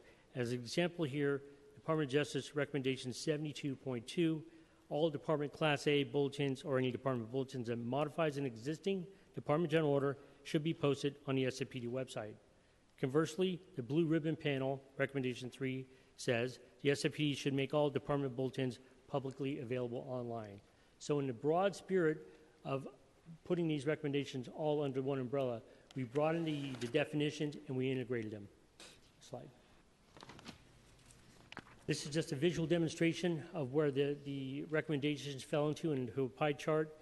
The text on the left essentially shows what reports were encompassed and what number of recommendations were included in the 5 DOJ objectives.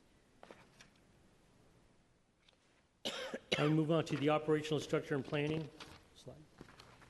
Again, based on the inputs that we received from the other components of our planning structure, we took the initial project matrix, the objective integration matrix, and we started making plans on what we're going to do, how we're going to deploy them, what are the priorities, who should be assigned a task, how are we going to assign them. From that, we came with the outputs of a final version coming up of the project management, which is currently in your packet today. And we developed standardized forms in order to address the standardization of the workflow. So it's designed to execute prioritized tasks and providing planning guidance in a structured process. Slide. Again, you see the integrated project matrix. If you'll note, there's names associated with executive sponsors, excuse me. And we are identifying through the executive sponsors and project managers who are going to be the key stakeholders in moving forward in these recommendations. This document essentially is our roadmap. It tells us who, when, and how we're going to be expecting these recommendations to be implemented. Slide. Reporting formats and instructions. None of these systems or processes existed prior to the implementation of the Department of Justice report. The Professional Standards and Principal Policing Bureau developed all of these processes. So in the 30 days ensuing the issuance of the report, we developed a project management packet and guide. We developed forms to make sure that we have a standardized workflow process that everybody can see. And we also built in quite a bit of oversight into this in terms of who's going to be able to sign off, and I'll show you that in a little bit. Slide. This is the chief and the mayor addressing a recruit class. And why this is significant, they're addressing the recruit class about reforms, body-worn cameras. So this is a living, breathing concept with us. Any opportunity we have to train and implement reforms, we're going to do it. Slide. This is the execution flow chart. This is the meat and potatoes. From the task assignment, from professional standards to the executive sponsors, it moves into the working group. The working group identifies the project manager, assistant project manager, external and internal stakeholders, and research personnel to ensure that we're exploring best practices and including the community in this process. And when we talk about community, we're also talking about internal city stakeholders. So other departments would be included in this process. From that period, we go into the research, planning, and planning execution. They're given a time period of which to have the recommendations back. It goes through a review process by the professional standard. Well, let me digress. Through the executive sponsor and then on to professional standards, and then upon completion, it's sent forward to the chief and eventually to the police commission. Slide. Current status right now is all 272 Department of Justice recommendations have been assigned to executive sponsors. The executive sponsors are the deputy chiefs of the 5 bureaus. So with them, they are selecting team members. Those were issued on November 4th. The initial report, the 44 high priority recommendations are already in progress. Again, as I mentioned earlier, we're expecting an update within the next 3 weeks, including the holidays. And then there are 6 implemented policies or recommendations that have already been implemented. And what we're looking at in implementation, there's a number of policies, a number of recommendations that we have implemented. However, they need to be codified in a proper manner. So from a professional standard standpoint, we are awaiting the documentation, the final documentation package to prove to us that these recommendations have been implemented. Slide. This is the verification package sample. If you notice on the far left side is a sign-off sheet. This goes through numerous levels of review and supervision, all the way from the project manager to the executive sponsor to the chief, and ultimately to the mayor's office, who will ultimately sign off on these documents. Each one of these recommendations, or the clusters of recommendations as are included, will have a sign-off sheet to ensure that we're in compliance. Slide. With that, I'll take questions. If you note, there's been quite a bit of concern about the role of the Department of Justice coming forth. We are continuing to work with the Department of Justice. We are in collaboration with them, and we are committed to doing these recommendations. Captain Connolly, thank you for your presentation. I think the challenge here, right, is this notion of the devil's in the details. And so, as we talked about, the folks want timelines and charts and an understanding of what's going to happen. So I think you did a tremendous job of taking a number of items and sort of really showing us the process that you're going through. I think if I wasn't as close to this as I am or you are, my question would be, there are some big picture issues that have come up within the department around bias, around use of force, around accountability, that sort of maybe if you could just take us back a step and a high level, what is the approach that the department is taking to these issues? And maybe if you give a couple of examples, or any commissioners or supervisors have specific questions of, you know, the number 479 is sort of cold, but some of these, you know, there's a chart that we're all going to be able to follow about the department's progress. So maybe if you give an example of one or two of these recommendations and give them a little life so we can understand what we're going to be following. Absolutely. Thank you, Commissioner. I'll focus right now on bias, because bias it impacts all aspects of law enforcement. The Academy has developed and been very aggressive in seeking instructors, courses, developing a systemic approach and a long-term sustainable approach to training personnel, and at some point certifying these personnel on an annual basis in their proficiency of bias knowledge and how to combat implicit and explicit bias. So this is, when we're talking about 2,000 members of the department, we're talking about resource intensive, funding issues, instructors, and creating an environment where we build on building blocks. In August, the command staff attended implicit bias training put on by the Department of Justice, U.S. Department of Justice. From that, we developed the need, and working with the Department of Human Resources, and working with the California State Department of Justice, we looked at creating a model that we could train all personnel on. In October and November, we trained all mid-level captains and lieutenants on bias training. Again, building blocks, continuing to build more. Coming in the next couple of weeks, the command staff will be attending procedural justice. These are all building blocks that continue to grow, and we'll continue to revisit. It's the same, very much the same with use of force. Looking at how we're approaching training, changing the culture and changing the training cycles and the training content to ensure that we're getting adherence to these recommendations. Thank you.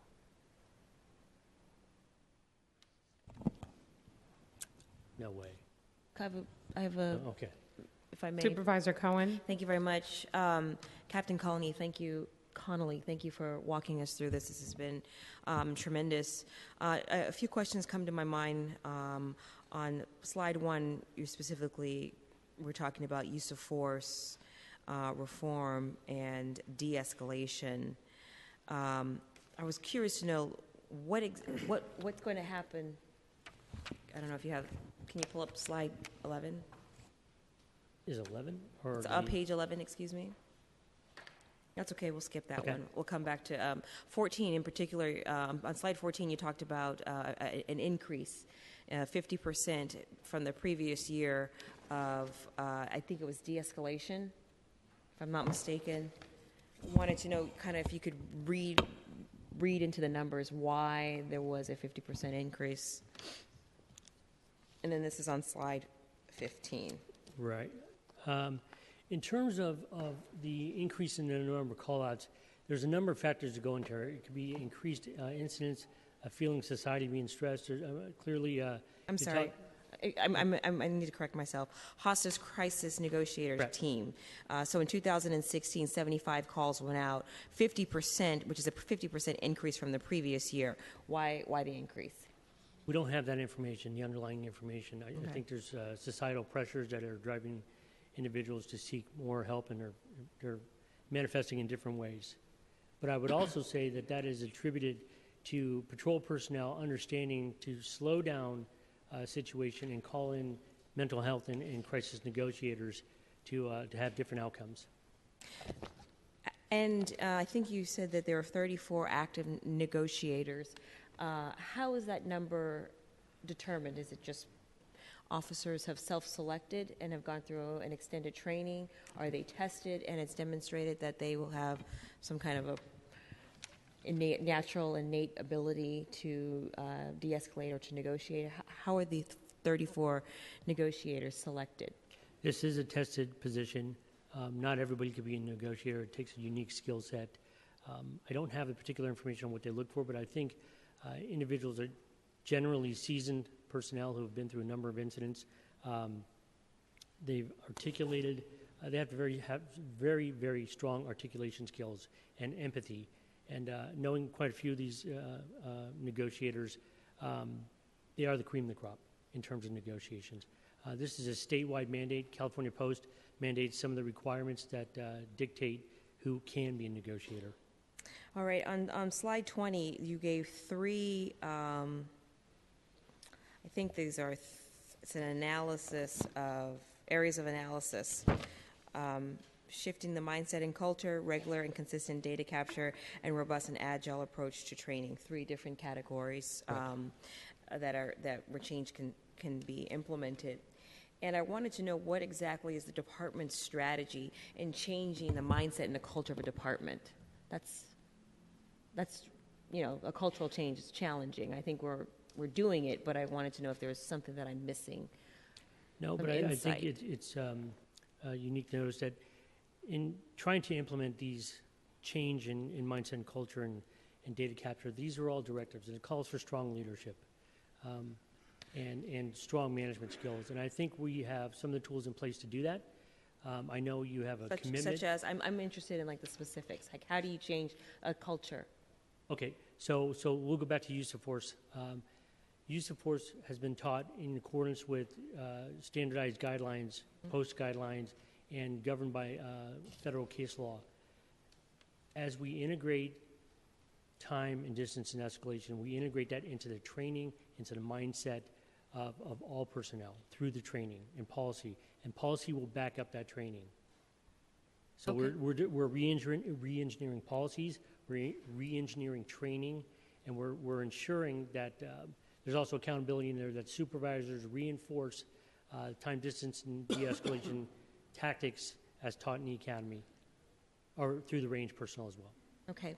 A few more questions. On slide number 32, you talk about reporting format and instructions.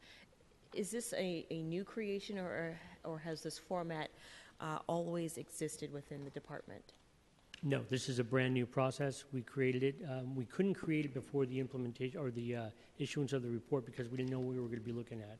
Okay. We did know that the Department of Justice was including the other reports, so it was created for this. Okay, thank you. My compliments to you then, because one of the criticisms that I always heard was that there was an inconsistent way material was collected and then reported out.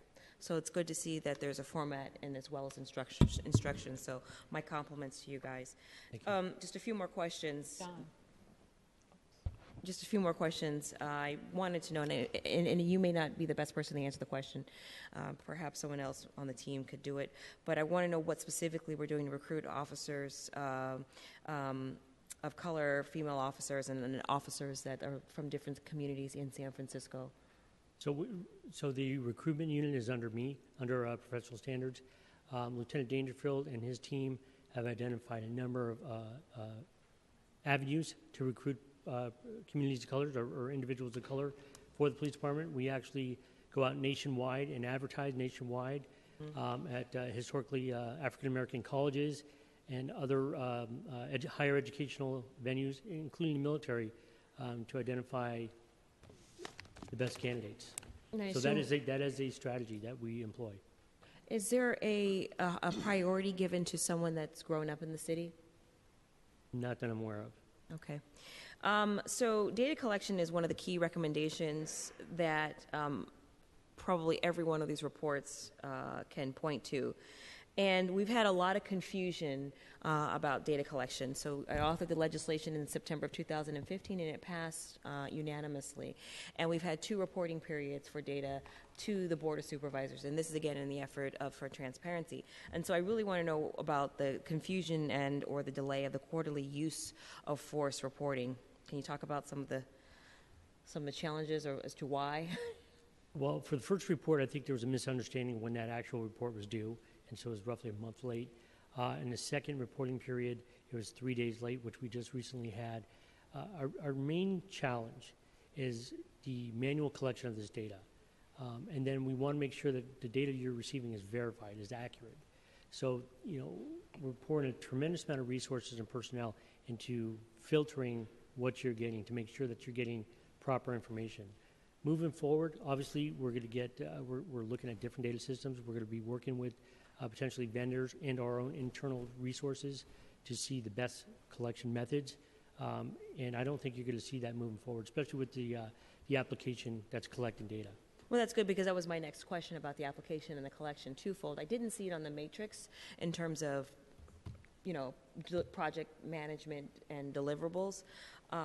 So that matrix is pretty dense, so I could have overlooked it. And then my other question is really, you did a lot of talking about the collection of data. It sounds like we have a mutual respect for the understanding data. Data can present and paint a picture that we don't see. It also quantifies what we, and many people can experience. It quantifies that experience. So the DOJ has recommended that the San Francisco Police Department partner with an academic to help us with the implementation of the recommendations, and specifically with the analysis of the data. So we're collecting the data, and now that we have it, how do we begin to translate that data into real, hardcore, tangible policy changes? Now, we talked a little bit about, I think in your presentation, you talked about finding a person. I think Damaris Evans also really emphasized in her remarks the importance of finding a person. What is the process that the department needs to go through in order to find that person or team of persons to help us process that data? Once we develop the specifications of what we're looking for in terms of data collection and partnering with academia, it will go into the city procurement process with an RFP, request for proposals, which will be put out on the city's website. Do we have a date for that, when that RFP is going to be released? I do not have it. So who's on the team to determine the qualifications for the person or entity that we, that will lay out the criteria that we would use to evaluate the person? So the deputy chief, the executive sponsor of that bureau, that's the administration bureau, will identify a project manager, and then they will identify the team members that will work to create that process and ensure compliance with that recommendation. And again, that recommendation covered several reports, DOJ, Blue Ribbon Panel, Civil Grand Jury. Is that in the 90-day priority section of the response in the matrix? What sheet are you looking at? I'm looking at, in the binder, there's a section that says Project Management Matrix, and I think what you're describing is it's got a person that's the executive sponsor and the bureau, and it also has the priority. And I'm just wondering if getting this RFP out the door is within the first 30 days. That's a discussion that we need to have with the deputy chief to identify the resources. Again, we're talking about somewhere in the area of 479 recommendations, of which you have to prioritize them. So there are data collection development and discussions ongoing, but in terms of them falling into the highest priority, we identified that the highest priority could be done within this time period, or at least quickly. The data collection and data development and procurement process is a laborious process by any standard. So it may not be best suited to dump a tremendous amount of resources up front or better yet, develop a plan moving forward on how to address it.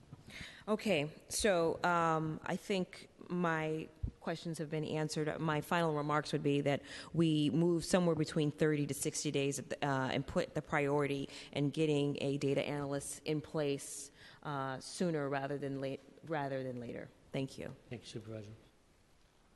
Thank you, Supervisor Cohen. Supervisor Peskin. Thank you, Madam President, and thank you to Interim Chief Chaplain and the command staff of the department and our colleagues at the Police Commission. I think Supervisor Cohen, when she asked the question about what steps are being taken to reform the department, was on the right track. If you listen to the earlier testimony that we received, one of the comments was really about the role of an outside, albeit inside, force, which is the Police Officers Association. And I guess, and this is a difficult question because obviously every bargaining unit has the right to organize, but this is a bargaining unit that has an outsized influence on the department and its behavior and the behavior of the working men and women of the department. I have profound respect for the working men and women of the police department. I have to say, as a middle-class Caucasian man, I've had nothing but good experiences with the police in the central and northern districts that I've represented on and off for the last 16 years. But I also believe that the POA, despite working for wages and benefits for their members, has also had a profoundly corrosive influence on some of the working men and women of the department, as we have seen, whether it's text message scandals and what have you. And I know this is a hard question to answer, but it's really a question for the commissioners and a question for my colleagues and a question for Captain Conley and for the command staff, which is what steps are being taken to make the POA a sentient 21st century organization that does not hark back to the 1950s with the kind of behavior that we still see at the dawn of the 21st century. Wow. I can tell you that when this report, the Department of Justice report, was issued, the POA issued a press release embracing it. In terms of how we move from that point to implementation, they are in support of it, but I can't speak to specifics because I'm not aware of specifics. But this is a changing time in the department. The POA is aware of that, and I believe that they are moving forward the best they can without having specifics. So with regard to specifics, and I'm in no way trying to be argumentative, this is the very day that one of those recommendations, a recommendation I think that was made by the Blue Ribbon Panel, a recommendation that was made in the COPS report relative to shooting at moving vehicles, is now the subject of a grievance by the POA. So, I mean, I can't but observe that this organization, albeit it is their contractual right, is thwarting some of the recommendations that have been widely upheld by a number of different independent parties, including but not limited to the United States of America. So, and you don't have to answer that, it's just an observation, but it's troubling nonetheless. Supervisor Peskin, I have been in the position in the past of having to respond to concerns about the POA, so let's not make tonight any different. We have had situations at the commission where retired members of the Police Officers Association will post something on Facebook that will inflame the community, and then folks come to the commission with a lot of concerns. I think you articulate, and I think members of the community articulated, that what I have seen over the past few years is a different spirit in which the leaders of the department have taken to reform versus a spirit that the Police Officers Association has taken. We have endeavored to partner. I think all best practices show that any union representing working people is an important stakeholder, certainly here in San Francisco. Whether it's from body-worn cameras to use of force, we've prioritized bringing everyone to the table, not just the POA, but the Officers for Justice, Latino POA, Pride Alliance. We have very much prioritized the voice of working police officers, to your point, because they have a very difficult job that's changing every day, and it's up to us to ensure that they have the tools and the equipment and the ability to do what you said, which is have most San Franciscans say, you know what, I have a pretty good experience with the police officers, which many San Franciscans do. We have nagging issues in certain communities, which are not new, distrust that is not new, and we have an opportunity to address them head on. I will say, and I have said this, I am tremendously disappointed at the obstruction that we have gotten on some reforms which are best practices across the country, in particular around a prohibition on shooting at cars, as well as prohibitions on other outdated uses of force. I will say in this chamber that it was former Chief Greg Sir who led the way at all of the efforts around time, distance, and de-escalation, and really re-engineering the way officers are using force. So I will say in terms of accountability, one of the recommendations US DOJ gave us was changing policy takes too long. They said that there's a role for the commission to play in that, there's a role for the department, and we have to take a long look at the lessons that we have from this use of force process. We are now coming on a year in December from when we started the use of force process, and we still don't have a final policy, and that's not okay. It's taken too long. And so while I can't give you a quick answer on how to hold the POA accountable, I can suggest that the commission has endeavored to use all the levers that we have to advance the process and take the lesson so that we can move policy in the future much faster. Thank you. Supervisor Campos, you want us to come back to you? Or? It's always good to see my former colleagues, some of you on the police commission, and I want to thank the president and the members of the commission for being here. And I'll just be very brief because I know that we have people here for public comment, and I do want to thank the department for their presentation and the acting chief for overseeing all of this.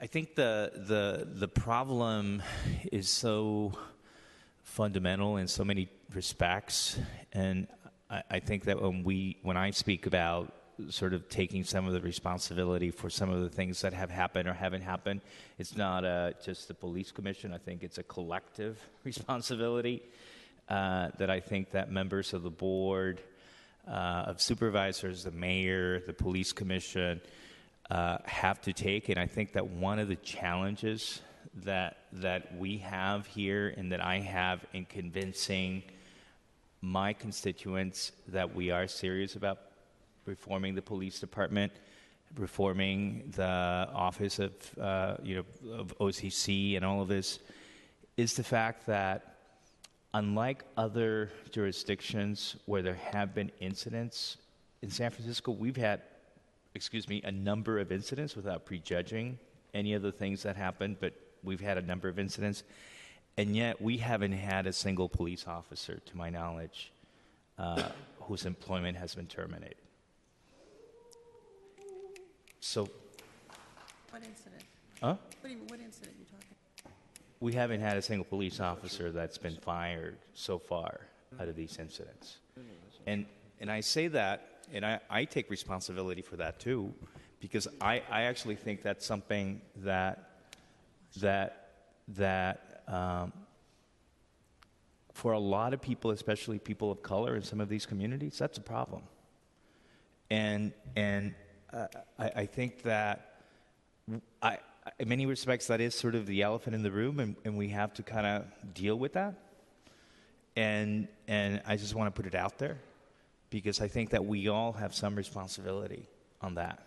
And I think that until there is some accountability in the eyes of a lot of people, that's all of what we do will continue to be a problem. I honestly believe that. And I don't mean that to minimize what has been done, but I really believe that. And I'll give you the example of and I don't know what's going to happen with this case, but the incident, and I said this to actually then Chief Sir, the incident of what happened in my district actually with the homeless man, right? whatever you think about the shooting and whether, all the questions that arise, I think on the basis of failure to de-escalate, on that basis alone, I think that there's a very strong case for termination of officers in that case, right? Whatever you think of the actual shooting in the end, right? Failure to de-escalate, that alone should be a basis, right? And so I just want to make sure that we don't lose sight of that, because I think that all of this is important, and all of this we have to go through this process, but until and unless there are consequences for some of the incidents and there is an actual, step taken, I think we're going to continue to have a problem. And so I just want to say that, not because I want to diminish what we're doing. I respect the acting chief, and we have been able to work together well in our district and a lot of the things that are happening. But I want to say that that's an issue, and I think it's good that the board is involved. I think it's good that we're talking to the, as bodies, the police commissioner, the board of supervisors, the mayor. But I think that's a fundamental problem we have, and it's going to be an ongoing issue.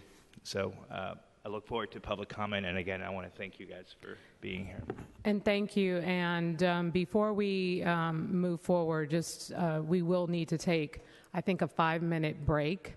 Unfortunately, the commissioners cannot leave the room, otherwise they will not have a quorum. So we need to allow them a quick 5-minute break, and we'll be right back.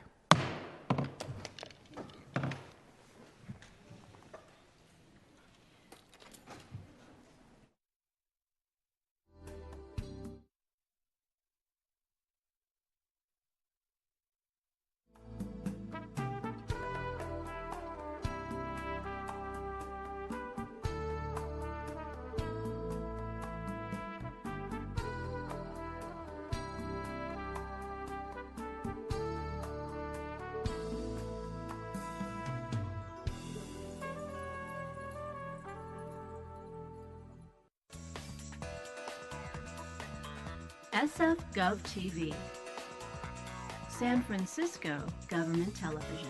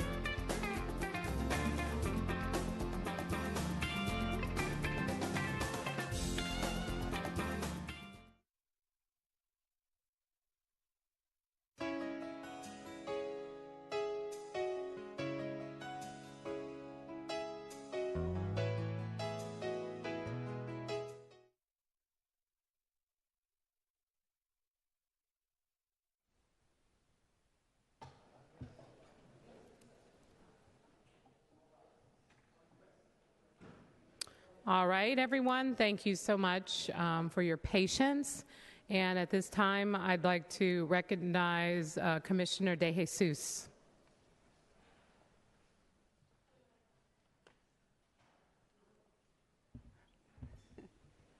Thank you, thank you. Thank you, President Breed. Thank you for having us here, supervisors, and thank you for the public.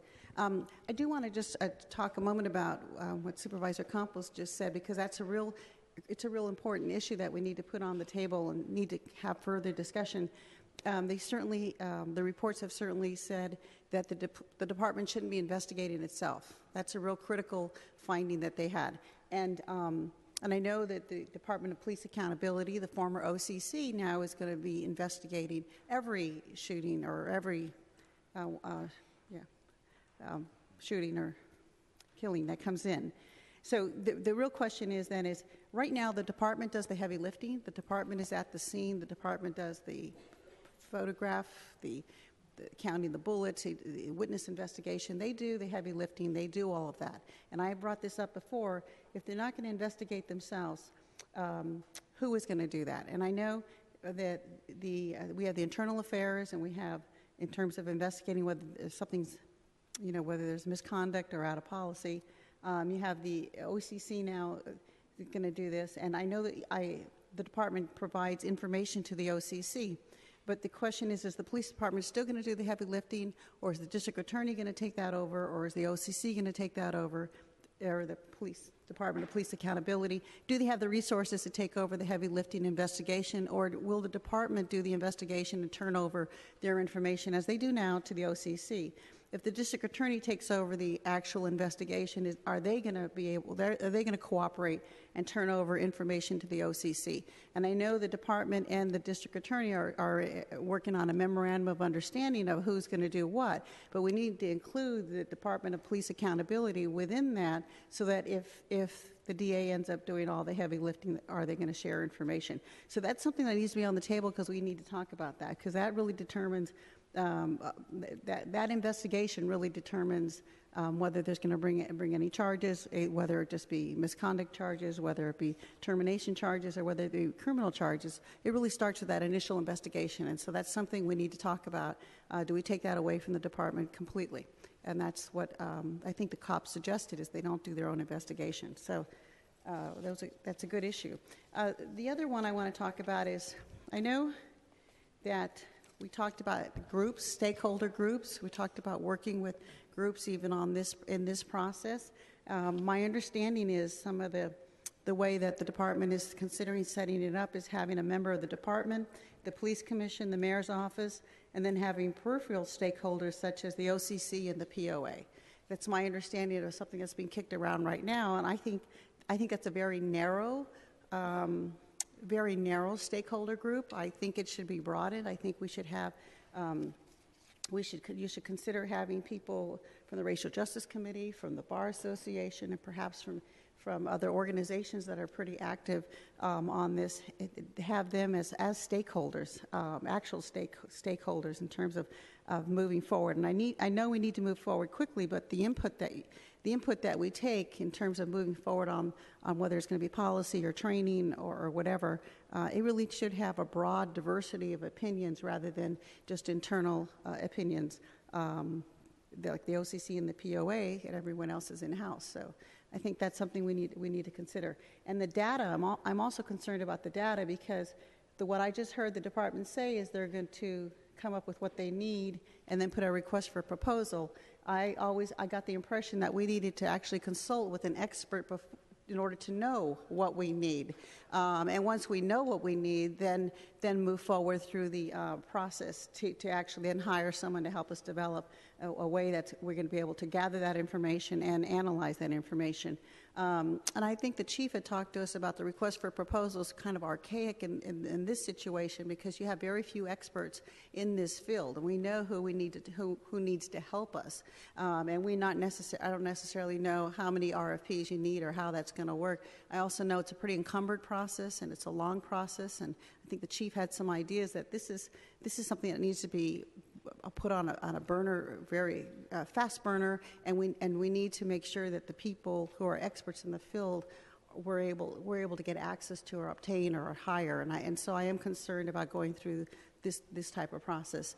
And I also am concerned about us developing whatever data that we think we need before we meet with an expert. So those are some of the thoughts that I have, that we have a broader commission working group going forward. We include stakeholders from the actual community as well as the Bar Association and things like that. So that's my 2 cents. Thank you. Supervisor Avalos. Thank you, President Breed. I want to just voice my appreciation for all of this background work on the effort of instituting police reform and looking at all the data that came out and the findings and the recommendations that came out of these 2 reports. I think this is very significant, and it shows, a real effort around accountability and transparency. I also think that, we requested that we get a sense of what the recommendations are that you will be prioritized, you'll be working on. I just get a number of 44, so I feel in a way, I have a recipe that doesn't share the ingredients, but it says where I can get the ingredients from. And I'm hoping that, next time I'm not going to be here, that can be shared out. Like, what are of the 44 that were our priorities? How are they broken down? And how are they broken down in terms of, our categories: use of force, bias, community policing, accountability, recruitment and hiring, personnel practices?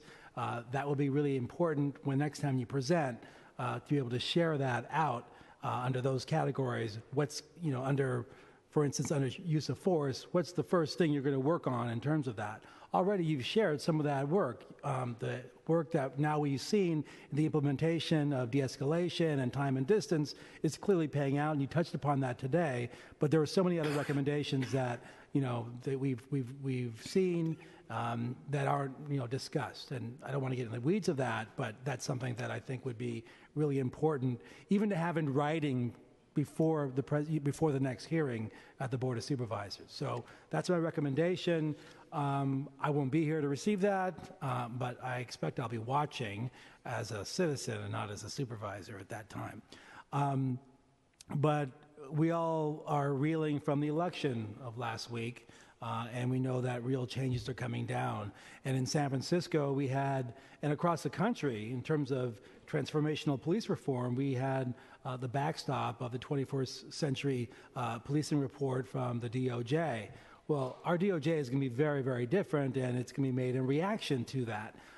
And I'm very concerned about how we can uphold the principles that were being put forward from the 21st century report, in the face of what the administration is going to be trying to, put forward in terms of law and order and presidency.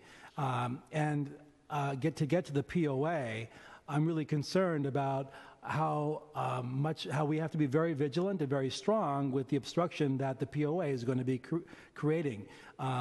Here in San Francisco, the leadership of the Police Officers Association has done a lot that apparently supporting Republicans. 84% of the city voted for Clinton, but the POA donated $5,000 to the San Francisco Republican Party. 82% of the city voted for Prop 57 for parole reform, but the POA donated $20,000 to oppose it. 71% of the city voted for Prop 62 to repeal the death penalty, but the POA donated $27,500 to oppose it. 69% of the city voted against Prop 66, which would expedite the death penalty, but the POA donated $117,500 to support it. So we know that there are real resources that the POA is putting in to move us back away from the 21st century policing models that were being put out by the Obama administration. And I think we need to be much stronger as a city to figure out how we can bring them to the kind of reform and vision of policing that is about building trust with communities. That is our goal in terms of reform. With that, I'll cede my time. Thank you. Supervisor Peskin. Thank you, Madam President, and to Chair Loftus. One widespread place of agreement at the board was funding, and this was a priority that the mayor shared with us, was funding an independent investigations bureau at the district attorney's office. And one of the questions that we've asked from time to time at the board is what the status of the MOU is, and I thought while I had the chief up here, I would ask him that question, Chief Chaplain. Yeah, I've been itching to get, to that. I don't think it's... Testing. Yeah, I've been itching to get to that question since Commissioner DeJesus raised it. We're in the finishing phases of the MOU, the final phases. My understanding from the DA, and Mrs. DeBerry was here earlier. I don't know if she's still here or not. But he's in the final process of hiring the attorneys for that position. The mayor funded the positions for the Independent Investigations Bureau. We're finalizing the MOU with regards to the police department and the district attorneys, and how that's going to work out with regards to the investigation. But again, that's going to be with them taking the lead in the interview process, and so we're finalizing that. I don't want to get into the weeds about it because we're still negotiating some of the final pieces of it, but we're close to the finish line on that, and it's what was negotiated with this body and with the mayor's office with regards to funding those positions. My understanding is he put out the job announcements, and he's in the process of filling them, and he's doing the interviews now. I don't want to jump into his shop and talk about information I have no full knowledge of, but he indicated to me in our last meeting that he was close to filling those positions. So without putting too fine a point on it, and I don't want to get into the weeds on an MOU, but relative to when we actually think the MOU will be entered into, any time frame estimates? I think we're fairly close, and I think we should be done with this thing in the next month or so. Thank you, Chief. Thank you. Seeing no other names on the roster, I will open it up this time for public comment. Any comments? Okay. So if there are folks here from the public who'd like to comment at this time on the hearing, please come forward. It's worse in the evening. Ms. Jones, welcome. Thank you. 2 minutes. Okay, so first, let me say, Felicia Jones, Wealth and Disparities in the Black Community, Justice for Mario Woods. My first point would be to Supervisor Peskin, and I just want to say I'm glad that you see yourself as white, middle-class man having good experience with the police department, our police officers. So hooray for that. But as a black woman, a community advocate, I wish Mario Woods would be here so he could say the same thing. I wish Jessica Williams could be here so she could say the same thing. I wish Alex Nieto was here so he could say the same thing. I wish Louis Gongora was here so he could say the same thing. And I wish Kenneth Harding Jr. and others were here. Those of us who are from the black and brown community were here. We want to be able to say that too. And so it's just kind of disheartening for me to be able to say that to you. On the other thing, the focus on bias, the training of captains and lieutenants is not enough. Working with a paramilitary organization, even though it's from the top down, you stop at the two who, a lot of times with the culture is not going to change unless discipline is in order. We got to get real with that. And then my other thing would be, who polices the police? The executive team, and I don't know the commissioner's name over here, but she said it. You have the mayor, you have the police commission, and you have the police chief. Where's the community? Thank you, ma'am. We talk about transparency, but where's Thank the you, ma'am. community? Next speaker, please. Thank you. David Carlos Oliveri again, San Franciscans for Police Accountability. Again, 2 minutes is really not enough to address all the issues that are before us, but Captain Connolly commented that the DOJ cops found no bias. Well, in reality, what they found was no data. In the Center of Tech Innovation, San Francisco, why is it that SFPD and its IT department is in the Stone Age? I'm hoping it's not willful blindness, but this must change. Just so you guys know, Los Angeles and Boston recently hired a world-class audit firm in order to audit their police data. And that's what we need in San Francisco. I think that having an academic on board is very important as far as writing an RFP and also being closely involved in the process. But academics do not have the depth of audit experience that a private firm would have so that we can know exactly what our data is and what our needs are. So we need to get working on that very quickly. Also, let me just pick up my remarks from previously. Given the Trump quake, POAs will feel emboldened to stall the processes. So how will we maintain the momentum on reform? I think by building the grassroots civil society organizations and institutions for accountability, and by local government working with them collaboratively. So far, that has not happened with this commission. We have been tolerated as a minor irritant, as a mosquito in the August chambers. Or we've been ignored, or we've been fought head on.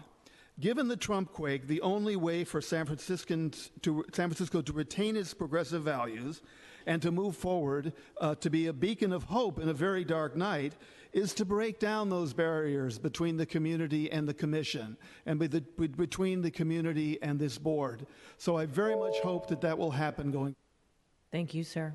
Next speaker, please. Yes, good evening. I'm David Grace. I have two items of constructive notice and then something about the Police Officers Association. The first, the transcriptions on these videos are horrible, and I think that they're actually a violation of the Brown Act. They need to be fixed. The second thing is it's good that this is a joint meeting because this involves the revenue stream not only of the city and county but of the state, and it's something that's under the jurisdiction of the police.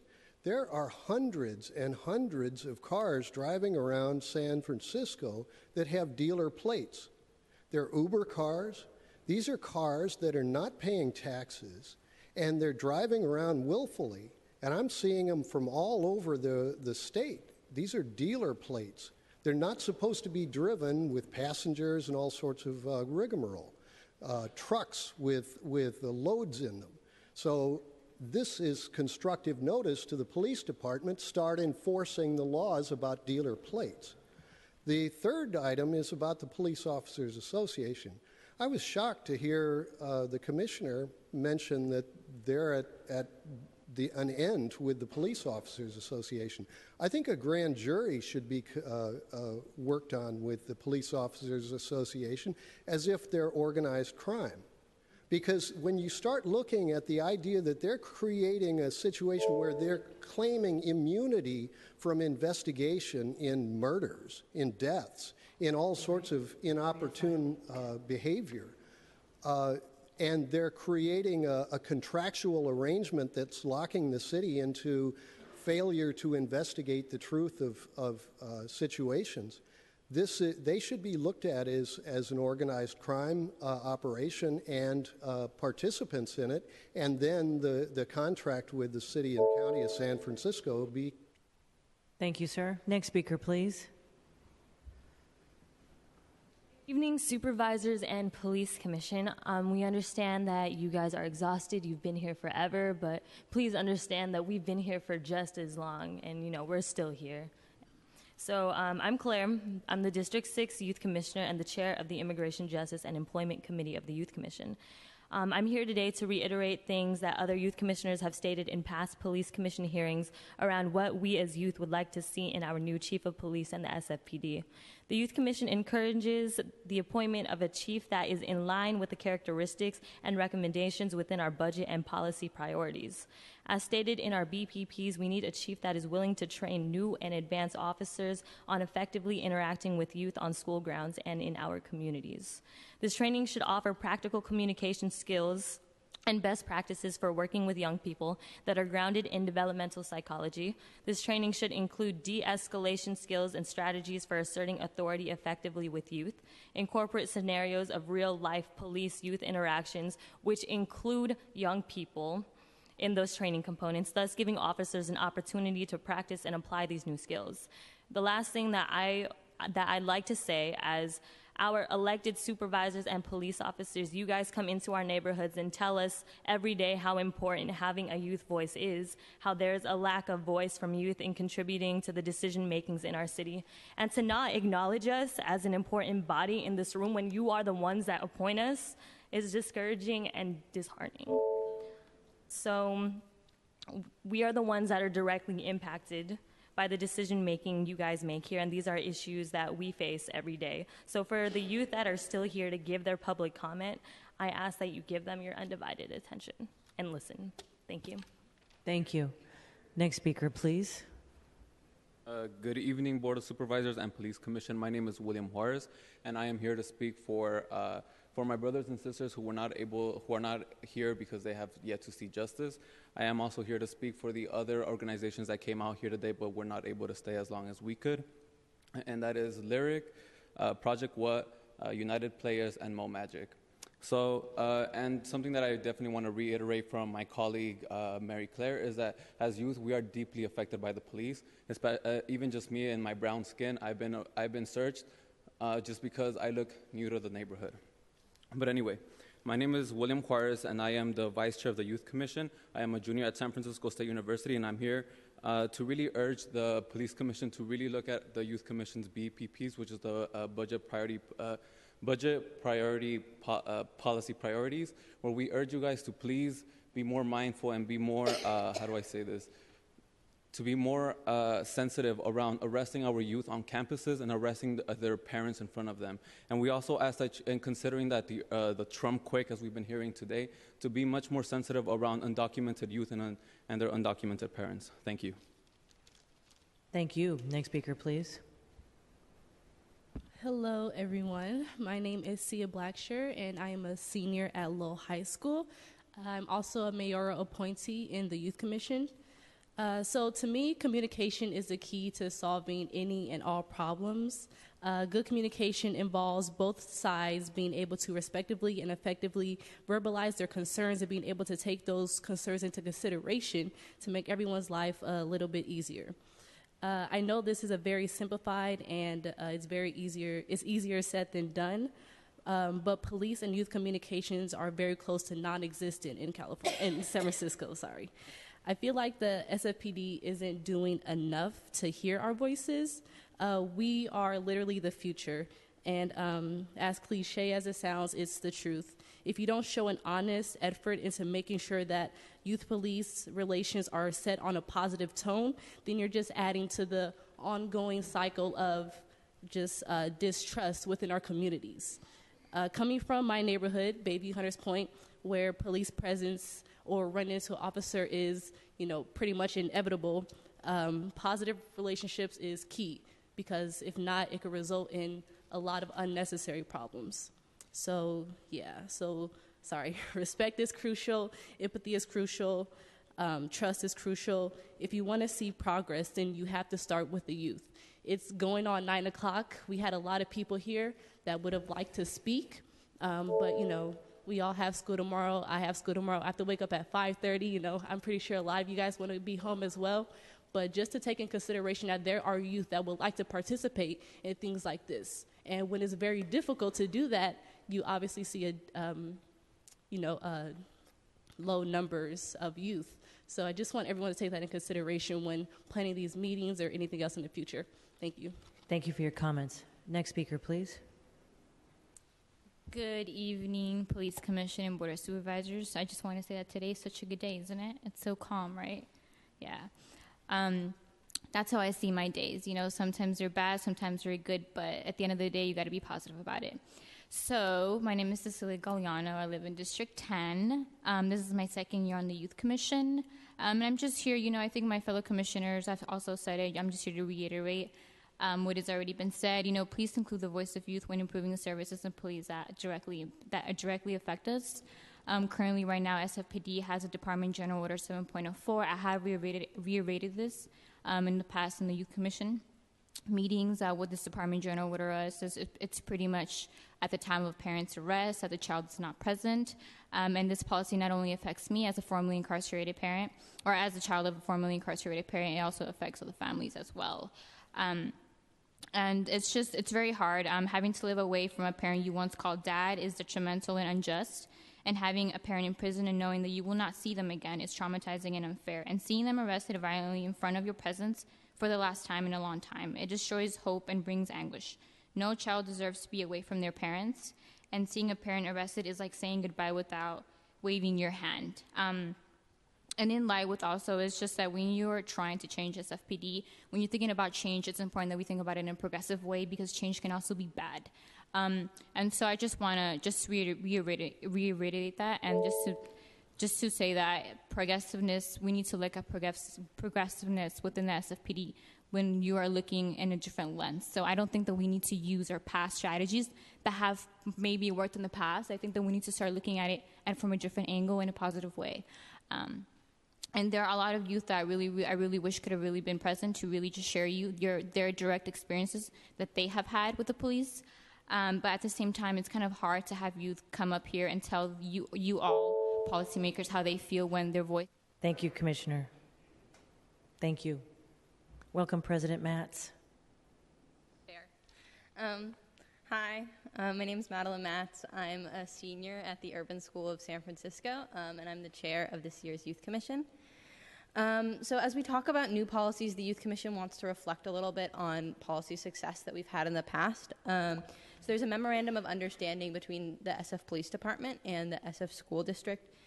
And we really want to see that implemented. So yesterday, the Youth Commission received a complaint about plainclothes cops arresting a youth at a San Francisco high school in front of their classmates, and with incredibly limited communication with the school personnel who could have helped maybe avert that situation. So our ask is a continual evaluation of success in implementing this memorandum of understanding, and making sure that that the training that we have recommended for all police officers around interacting with youth is implemented, especially as new police officers are hired. Thank you so much for listening to the Youth Commission today, and thank you for trying to coordinate with us. We know it's late, but we really, really appreciate your time. Thank you. Thank you for your comments. Next speaker, please. President Loftus, I want to thank you for pointing out the OCC rep. In fact, I have spoken with him. One reason we came here tonight with the presentation was lack of action by the OCC. My son was in his senior year of university and had never been in trouble. My son was assaulted without cause by plainclothes Officer Giselle Talkoff, who forcibly removed him from the vehicle, VP of the POA Sergeant Anthony Montoya, and Officer Joshua Cabillo, who beat him. He was unlawfully jailed for the night. First thing in the morning following his release, he went to the doctor, then directly to the OCC. He was physically hurt, very marked up. The OCC took photographs. He was then advised by the OCC not to say anything or file a complaint until the charges were dropped. The Public Defender's Office and the ACLU then began working with us. There was a lot of media on the case. There is a lot of evidence, a civil suit with depositions. Despite all this, the OCC closed the case. The OCC did not have the facts. The investigator said there was no video, but both the Public Defender's Office and the ACLU have video. It should not be this hard to get some sort of justice when officers abuse policies such as using unmarked cars to perform a traffic stop. Changing the name of the OCC and removing it from SFPD budgeting control does not completely make it function better. There must be closer insight into OCC practices with a similar lens that's applied to SFPD. Fighting for what is right wears you down. Trying to heal my family from the trauma has been my sole economic and emotional responsibility. There are zero resources for victims of police brutality. My son suffers from PTSD. I am wounded also. In fact, the wound is ripped open every time I see newly promoted Officer Talkoff on the news in her new role as PIO. Thank you. Next speaker, please. It's not the first police officer who committed a crime who's been promoted in this city. Couple points. There is progress. Let's focus a little bit on the positive. Number one, the de-escalation policies that have been enacted in the last 6 months have been a rousing success. We've only had one shooting of an officer-involved shooting of a civilian, and he was shooting at an officer when he got shot. So for the last 6 months, we've had a vast improvement, and the sanctity of life ethic is awesome. And it's taken too long to get to that point. Everything takes too long in this city, especially at this commission, to get done. The badge cams took 40 months. 37 months during Chief Sir's tenure, and only 3 during Interim Chief Chaplain's tenure. I'm not saying Chief Sir was dragging his feet. Yes, I am. Anyway, so finally, I want to point out on the badge cams a problem with that process. And not only did it take too long, but the committee that determined how that was going to work was made up of, I believe, 8 officers, 8 lawyers from the ACLU, the bar, all the lawyers, and 1 regular person. I don't remember her name. Maybe one of the commissioners can provide it. But there were 17 people on the committee that did the figuring out how the badge cam policy was going to go. 1 regular person, 8 police officer association and their ilk, and 8 paid lawyers. That's not how you run a railroad. Thank you. Thank you. Next speaker, please. Good evening, supervisors and commissioners. I'm Eric Vanderpool, and as most of you know, I was a member of the 2015-2016 Civil Grand Jury and the lead author of the CGJ report on officer-involved shootings. It's heartening to witness this special joint session to consider the findings and recommendations of the many reports relating to police reform here in San Francisco. I hope that it's the first of many such working sessions between all the departments involved. Undoubtedly, many are needed because there's a lot of work to be done. I would like to thank the San Francisco Police Department for being open to the findings and recommendations. Change is difficult, we get that, but that's something that we must do. Each of the reports is a culmination of many hours of investigation, research, analysis, and thought. The goal of the CGJ report was not to really serve as an indictment of those involved, but was intended to be a roadmap for change, a roadmap for reform, and a roadmap for success, a roadmap to bring this city to a better place. It seems safe for me to say that most of the other reports probably had the same goal in mind. As these reforms continue and as we discuss change, I ask all departments, from the mayor on down, to commit to the following. Be transparent, shirk off defensiveness and keep an open mind, and be ready to change. Be thoughtful, don't be political. Review not only the wording of the recommendations, but also the spirit in which they are written and intended. Utilize all the resources at your disposal during this process, including community stakeholders. And finally, remember that we're all in this together.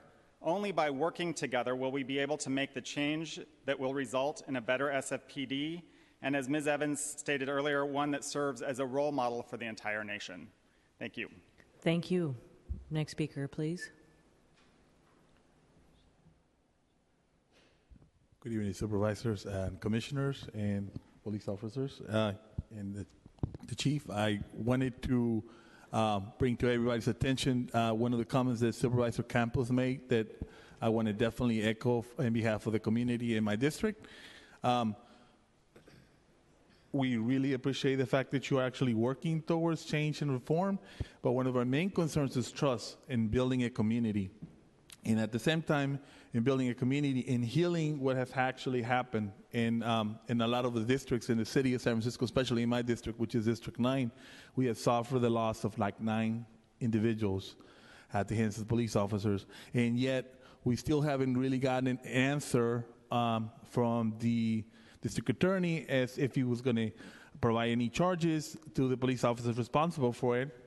But we also need to hear that something's being done about it. I think it's great that we have a lot of the policy and systems in place to reform. But again, if we are not addressing the issues of the community, then police officers will not be able to do their job effectively. And of course, we want to support them. But at the same time, we also want to feel respected and protected. We don't want to feel afraid when we walk down the streets when we see a police officer. So, again, time and time again, I've asked my neighbors how they feel about the reform and the reforms and the work that the work supervisors have actually done. And they are very supportive, but again, they keep coming back to the issue of we want to feel safe. We want to make sure that something's been looked at. So I'm here to ask you tonight to really consider amongst the many recommendations of the Blue Ribbon Panel and Department of Justice that you include something around building a relationship with the community and healing in the process of that relationship. Thank you. Thank you. Next speaker, please. So I want to take issue with this report that was released. It says addressing bias through training. There's something that's really glaringly, in my opinion, a lie. It says there is no evidence that explicit bias is widespread in the department. That cannot be the truth. Just do a search on SF Gate with the scandals and racism and homophobia and talking about Klan activity and burning crosses from SFPD tech. So give me a break, man. And also Julius Turnman being a police commissioner, how can a person who beat his boyfriend to a pulp because they were using meth be denied the opportunity to work on domestic violence issues for the police commission, but yet still be able to be a part of all illegal drug policy and supervision? That's, to me, just such a hypocritical position for SFPD. When I did recruitment for SFPD, the one thing that they told me, Nicholas, one thing you have to tell people, if you've ever done any illegal substance, do not apply to be a police officer. You will never get through. So how can the police commissioner have beat up his boyfriend during a meth rage and it not be a part of your community? Who else of you use drugs or beat your partners? I think it's shameful, personally, as a domestic violence survivor. And I also question, why don't we document the LGBT community or the queer community in the SFPD, as the acting police chief talked about last time, that you don't quantify those quantities? What's wrong with being queer? Is there a hostile environment within the police department that people are afraid to come out? We need to fix that. That is not okay in San Francisco. Thank you. Thank you. Next speaker, please. Hi, Gilbert Bernstein. Thank you. I just want to say two quick things, mostly about the POA. The first thing, the POA is not a union. They're not part of the Labor Council. A paramilitary organization can't have a union. The POA can't strike. They can only mutiny like they did in the 70s. So please stop taking money from the POA. And specifically, I want to thank London Breed and a fuck you to Scott Wiener. Secondly, the POA is constantly using officer safety as a pretense for access to more weapons and less accountability. Officer safety is important, but we all need to get smarter about what the POA actually means by that. Thank you. Next speaker, please. Tom Gilberti. The police have to know the streets. 40 to 60% of their business now on the street is dealing with people that are in crisis. They need to work with the independent crisis intervention teams, a new middle way, not part of the Department of Public Health, not part of the police. I'd love to see the new police experiment with gunless belts, police light. You walk into a community and you don't have a gun on, the community says, hey, you're not going to shoot me. Maybe I'll have your back. I would like to see that. Also, after the graduates get out on the street, I would like to see them work with 10-year vets, teams of 10-year vets with that have not fired a bullet and have no complaints with use of force or racism. Maybe 1, 2, 3 years, and then they can go back on their own with their contemporaries. Police, I would like to see dedicated housing in the city for police, part of our community. On the videos, after an officer has the right to see his video and he sees it, the public sees it within 24 hours. We might as well move forward on the blue code. 60%, the majority of police need to melt the blue code. They're going to have to step up to the POA if it's wrong, if it's out of shape. Police, after the veterans, are the highest second in suicides. Alcoholism, divorce, they're not happy the way they're doing it. We need open police commission meetings, even when we do the close down and we go behind the door. Thank you. Thank you. Hey, I heard you breathing. Well, I'm here because... Sir, you can lift the microphone. I'm here because of my mother's birthday is Friday the 13th, 11/13. And I predicted an earthquake on her birthday. And I felt really bad about it because it was the second time under the same nuclear power plant. And I called back and expressed to them that I was going to predict another earthquake and it had to do with 11/11. And the guy says, that's a long ways off. And I said, no, like 3/11/11. I set him up for it. I set you up for this.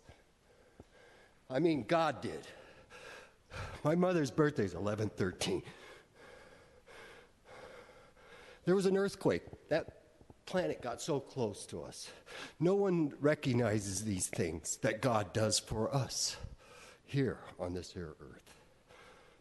That was a 9/11 backwards when Trump was appointed his office. I mean, when Satan offered me his job, maybe I just took it. Who knows? You might call me crazy and give me shock treatments, but I'm a privileged person to be here today. I was out front with the Muslims yesterday, or my mother's birthday, Friday the 13th. In behalf of all the Christians, the Muslims, and the Jews, I am the second crucifixion. And, you know, when he said that it'll be a lot worse than you can imagine what the legacy I leave you, he knows of his demise. He knows of Christ. He knows of me. And I thank you all, because this is a day we'll all remember. You can't forget this day. Thank you all. Thank you for your comments. Are there any other members of the public who would like to address the Board of Supervisors or the Police Commission on police accountability, transparency in law enforcement? Please step up. Madam President. Thank you. Seeing none, public comment is now closed. All righty.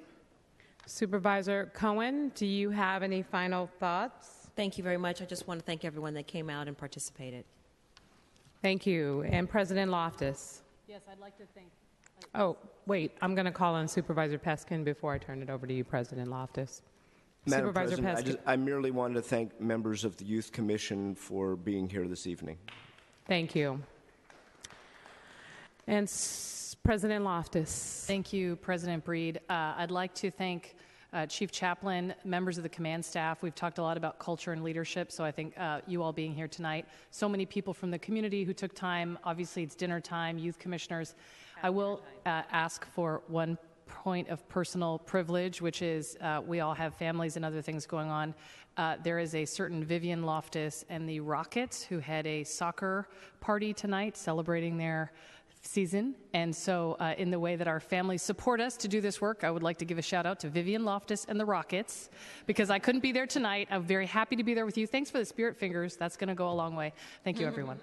Thank you. And I just want to, again, thank Supervisor Cohen for her leadership. I want to thank President Loftus and members of the commission for being here with us today. This is something, and I see Mr. Vanderpool from the Civil Grand Jury. I hope I'm saying your name correctly. I thank you for your work on the Civil Grand Jury. we have a lot of work to do in the city, and we have talked about the devil is in the details. Like, we looked at a lot of details, and we have a lot of reports, a lot of information, a lot of data.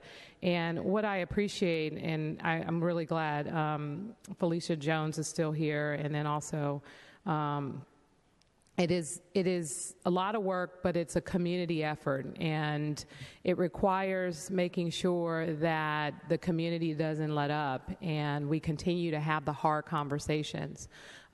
These are really hard conversations to have, and I do really appreciate the Youth Commission being present, and really, they better not be late to school tomorrow. Just kidding. But just having different perspectives and trying to focus on bringing this thing together and doing it the right way is important.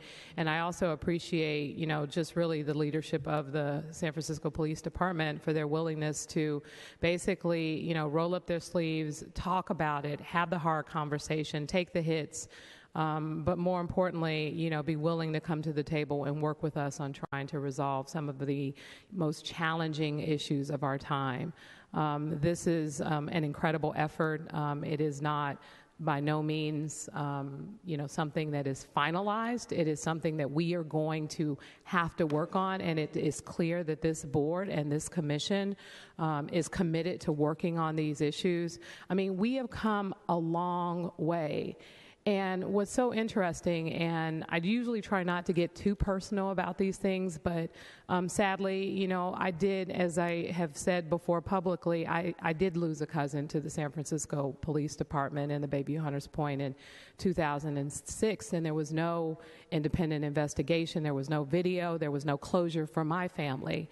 And because of the work that we've done here now, there is a requirement of an independent investigation anytime there is an officer-involved shooting. And so just taking that into perspective, we do have work to do, but we have come, some way. And I just want to acknowledge that. And so we are committed here on the Board of Supervisors to trying to do our best, to bring, closure and comfort to those families, but more importantly, to make sure that the policies that we put in place protects the next person from having their family not have to endure what far too many families have had to endure, here in our city, sadly. And I think these policies and this work and this commitment from this city demonstrates that we want to make sure that this does not continue to happen. And so I do think it's a step in the right direction. This Board of Supervisors is committed to continuously having the dialogue. The next discussion that we have, I think, will be in February of 2017. I'm looking forward to progress. By that time, every member of the San Francisco Police Department will be equipped with body cameras. That's progress. The trainings and all of the things that we are doing, it's going to move us in the right direction. It won't happen overnight, but I really am, happy that the dialogue continues and the progress gets made, and we will continue to move forward together. So thank you all so much for being here today, and your patience. And let's continue to move this thing forward. Thank you again. And thank you, everyone who's joined us here tonight. And with that, we will take a brief recess and resume our 2 o'clock meeting. Okay. So we will adjourn the special joint meeting and take a 5-minute recess and return to our previous meeting. Thank you all again. Nice working.